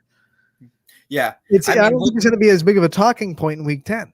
I mean, also looking at it too, West Branch is returning a lot of other pieces on offense, and this was the second best offensive team in the area, a team that averaged over 43 a game. So they were a team that could put it on you, and they're a team that shouldn't miss a beat on other areas of offense. But Salem, I think, is going to be taking that next huge step on offense too, and I think Johnson's going to be just as good, but even better, I think, too, than he was last year, because I think the pieces around him are going to be very good too. Better? That's scary. Yeah. Better? And I mean, like I said, it's not out of the realm to see him in 3,000 passing yards and 30 plus passing touchdowns this year. And that being week 10, it promises to be a lot on the line for both teams, whether it be playoff seeding, whether it be the EBC in general. That could be an EBC championship game. We don't know. Or it could, I mean, if it could mean playoff seeding for both teams in Division 4, where they're going to line up against a very tough division playoff wise. I mean, if you want to look at overall their standings last year, West Branch led it, went Canton, South Carrollton, Marlington, Salem, Alliance, Minerva. From looking at what the teams do, I mean, Canton, South Carrollton, and Marlington are definitely going to be competitive, but I think Salem is returning some of the most out of those three teams. I expect them to make some of the biggest jumps out of those three teams. West Branch is a question mark. Do they stay on the top of the EBC?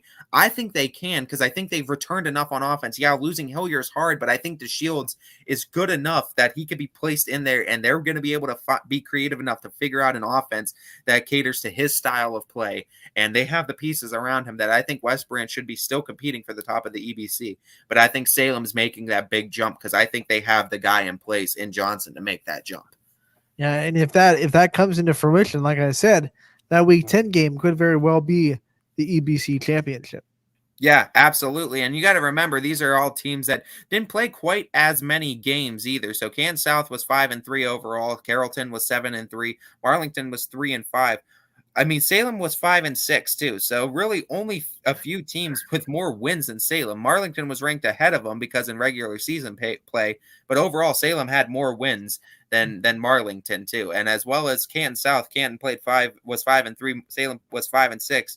I think those extra games too come into play for Salem, and having 3 extra games that they went out and played and said, hey, we're going to still schedule opponents even when we're out of it and make sure we get these guys experience. I think it's going to pay off for guys like Jackson Johnson this year. Imagine adding those kind of stakes, the championship to that rivalry. That it would be a really wild scene. It's in Salem. Yeah, at Salem too. So wild scene in Quaker country. If that game is not just for bragging rights, but it's also for the EBC championship and probably a better playoff seed than the other team too. You can't give either team the underdog because Salem at home is never an underdog, and West Branch, you can't consider them an underdog after what they did last year. Unless they prove to be otherwise, you can't consider them an underdog. So it's just going to be a team where something's got to give. It's going to be one of those type of games. Man, that should be fun. That should be fun, especially if both teams have the season that we're expecting them to have. Yeah, especially too if they both have and I think they both will have that type of season as long as providing injuries don't happen. I think they have the guys in place to have very successful seasons. And we always keep our fingers crossed that all of our teams on YSN go injury free. We know it's part of the game of football, but we hope that any injuries that are sustained are very non-severe. Is there a word? Yeah, you want minor at the very least. You don't want any minor major injuries. Way to come through, Ty. Way to come through. Minor is the word. If there is injuries, you hope that there are just of the minor stature that guys can get back on the field within. Put some ice on it, you'll be fine. You know, none of this torn ligaments or broken bone. God, no, we don't want to see it. And we obviously hope for the best of the season, and we just hope we have a successful season now. I mean, that pretty much concludes all of the football previews. That's all. That's all of them. Take a deep breath, listeners, because we just did every team on that wall. Yeah. In the last that took us. We started Monday. 7 days. A full week. 7 shows. 7 shows. A week's worth of shows. So there you go. If you haven't watched it yet, you still have a little bit of time before next Friday. You can watch a full week of all the football teams we previewed here. You can go to the YSN Live YouTube page, and it's really easy to find the archived episodes, totally for free. You can just watch them there. And I think if you want to know what conferences we did win, you can message us. I'm pretty sure we started with the AAC on Monday. Maybe we'll go back and we could just slice them up through each show, and we'll just post them separately. We'll see. Let us do that. That's my job. I'll kind of. That's just content then, right? There's just loads. You could have every school right there. Everything we previewed, how we previewed it. That's a good idea. I might just cut that for content. We keep could an eye on YSNLive.com. If they didn't watch the whole show, they don't want to sit through the whole show. Let's get each individual team out for the viewers. Why not? Right. I like that idea, Ty. You are a great thinker, man. We will be. Okay. Finish your thought, then we'll take our break. But I mean, now that previewing all these teams now, it really gets us excited, I think, now for the football season. It's definitely got me a lot more excited looking forward to the football season and just the start of fall sports in general, previewing each one of these teams. And don't think we're stopping out at football, too. We're planning on extending this and previewing other sports as well to make sure the excitement for fall sports extends just beyond, not just to football, but beyond football and to other sports as well. And that's one of the reasons we've been so heavy on volleyball and soccer coaches in the last week to try to help us preview these teams a little bit and try to get some vantage points on what the scopes of those sports are going to look like in the area. We've talked to so many soccer and volleyball coaches. We're going to continue to do that, continue to talk to players. And then as football practices lighten up, because obviously they're in two-a-days for the last 2 weeks, we will definitely start to get football coaches on as well. But for now, we will take a timeout, be right back to wrap this episode of Running Point up on ysnlive.com, brought to you by Greenwood Chevrolet in Austintown. Ah, the details. Baird Brothers Fine Hardwoods is one fine ride. Perfect cornering, superb handling, sporty and stylish, power to spare, plus awesome mileage. Yeah, jaw-droppingly beautiful lines and well appointed with luxurious trim. Put more oomph in your life and start beholding the molding. Find your home's fine hardwood at BairdBrothers.com. Planning a project around your home or rental property? Trust the electrical service to the local experts with 62 years of serving the Mahoning Valley. Joe Dickey Electric is your local go-to source for responsive, reliable residential electrical work. From everyday maintenance and repairs to new installations, electrical upgrades, and safety inspections, no job is too big or too small. Call Joe Dickey Electric today, 800-549-3976, or visit DickeyElectric.com. That's DickeyElectric.com. For heating, cooling, and indoor air quality, the Mahoning Valley trusts MP Vivo Heating and Air Conditioning, offering worry-free repair, service, and installation. Call MP Vivo today for a free estimate. MP Vivo Heating and Air Conditioning. We're your energy efficient experts. Attention, current lessees of most makes and models. Tri-State Ford has a special offer for you. Come to Tri-State Ford, turn in your lease early, and get up to $2,500 in trade equity toward a new Ford or pre-owned vehicle. Plus, our exclusive Tri-State Ford Advantage includes a 10-year, 200,000-mile warranty. Early lease turn-in for most makes and models with up to $2,500 trade equity. Customer focus, community driven. Tri-State Ford East Liverpool or visit tristateford.net. Welcome back to Running Point, brought to you by Greenwood Chevrolet in Austintown on YSNLive.com. Anthony Hartwig alongside Ty Bartell. We have some golf results to give you from this morning. We want to thank Waterloo for being so active on social media and always keeping us up to date on how their golfers are doing. Follow Waterloo Golf on Twitter with the username at WHS Viking Golf. But we do want to send out that they finished 5th in the Carpus shootout this morning, and they shot a season low so far for them, 360 as a team. Luke Simons, who I know you know pretty well from basketball, he shot a team leading 77, and he was 4th overall in the shootout. Noah Hughes shot an 88. Drew Florida shot a 97. Trevor Simons shot a 98. And Drake Miller shot a 105 to round out the scoring for Waterloo.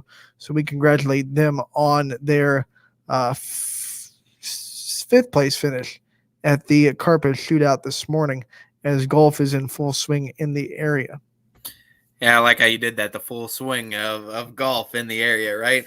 But, I mean, talking about golf, too, don't miss Brian Tolnar should be on tomorrow, too. If you want to talk about area golf, and, I mean, he's going to be the guy to talk about, get your tips on any swing for personal golf, too. But, I mean, the guy that knows a lot about area teams and area courses, too, he's going to be the great guy to talk to about area golf, for sure. Why is this on the money for segues today? I mean, it's a perfect guy a perfect chance to talk about it, too. And if that's your game, too, that's usually our day where we talk golf, too. Wednesday's our golf day, too. And Brian Tolnar comes on, and the perfect guy. If you have any questions, too, he's on, too, to answer your question. So if you have a question for Brian, that's the time to ask him. This news coming from Dana Ballish. He tweeted this out about 2 hours ago, and it's pro teams are not the only ones dealing with name changes, as it turns out. Valparaiso, who used to be in the Horizon League and is now, I believe, in a different conference. So it used to be a very predominant YSU opponent, Valparaiso. They were the Crusaders. They have changed their name to the Valparaiso Beacons. So they are no longer the Valparaiso Crusaders, but they are now the Valparaiso Beacons. What does that name kind of sound like for you? I mean, honestly, for me, the whole name change thing, I don't really get wrapped up in it. My thing is the name on the front of the jersey is kind of irrelevant to me, as far as I think it's the team name of what the city it represents is what's more important to me, and what it represents. As long as the team is representing a city or a town, and it keeps its players and its team there, I think is not as big news if a team just changes its name as it is maybe if like a team moves its team or doesn't allow certain players on its team. I don't think the name changes are seriously that big of a deal. Honestly, I don't take them as that big of a deal. I know some people are, and I can understand why they do. I understand why. I understand how some people view it as tradition. I do. I get it. I get the people that don't like it.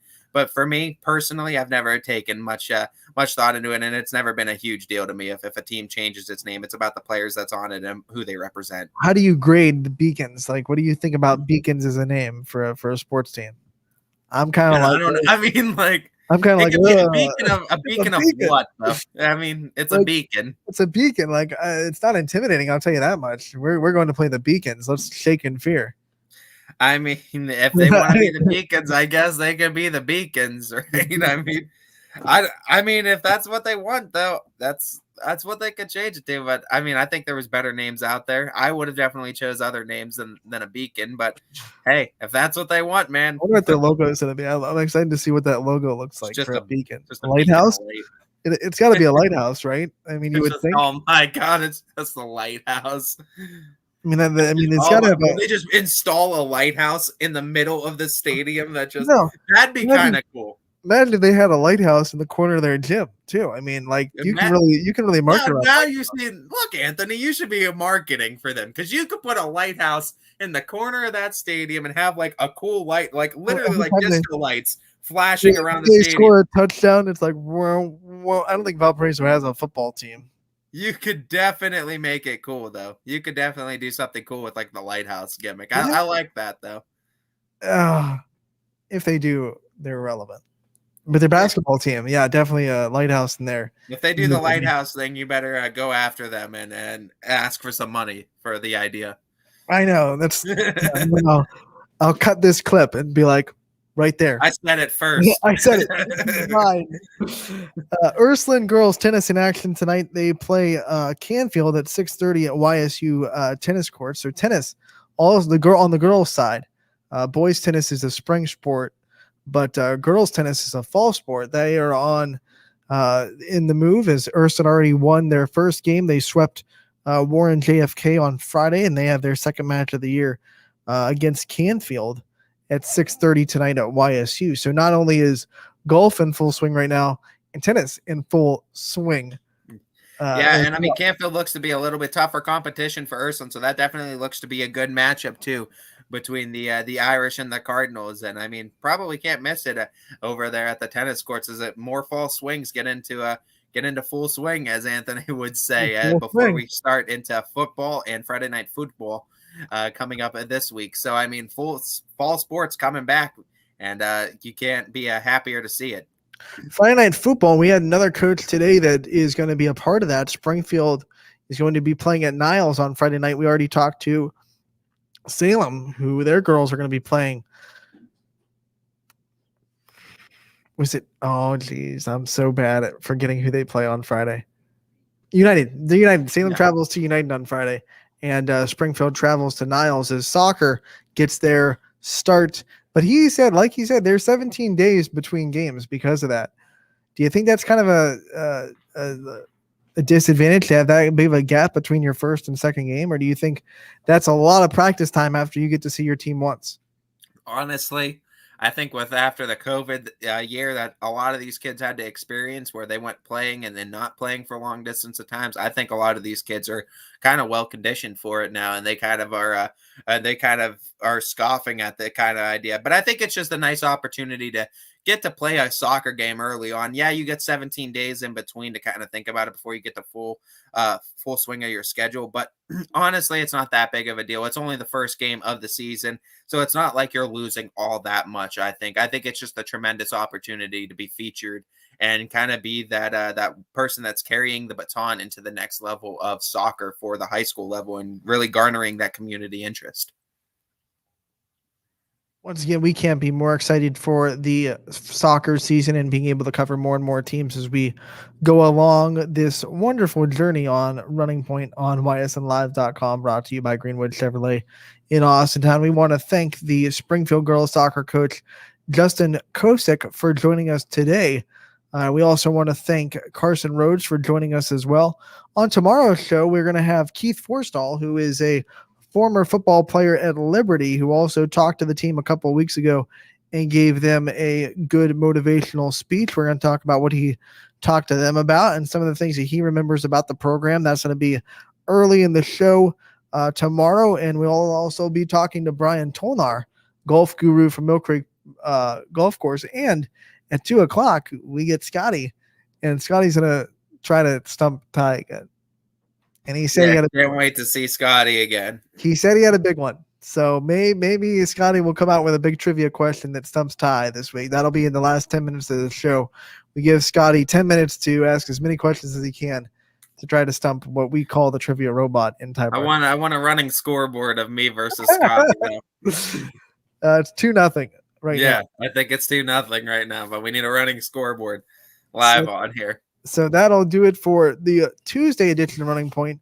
Once again, tomorrow, Keith Forstall, Brian Tolnar, and we'll also be joined by Scotty Mincher in the studio at 2:00. Thank you so much for tuning in. Have a wonderful rest of the day. Power Hour coming up next from 3 to 4 on ysnlive.com.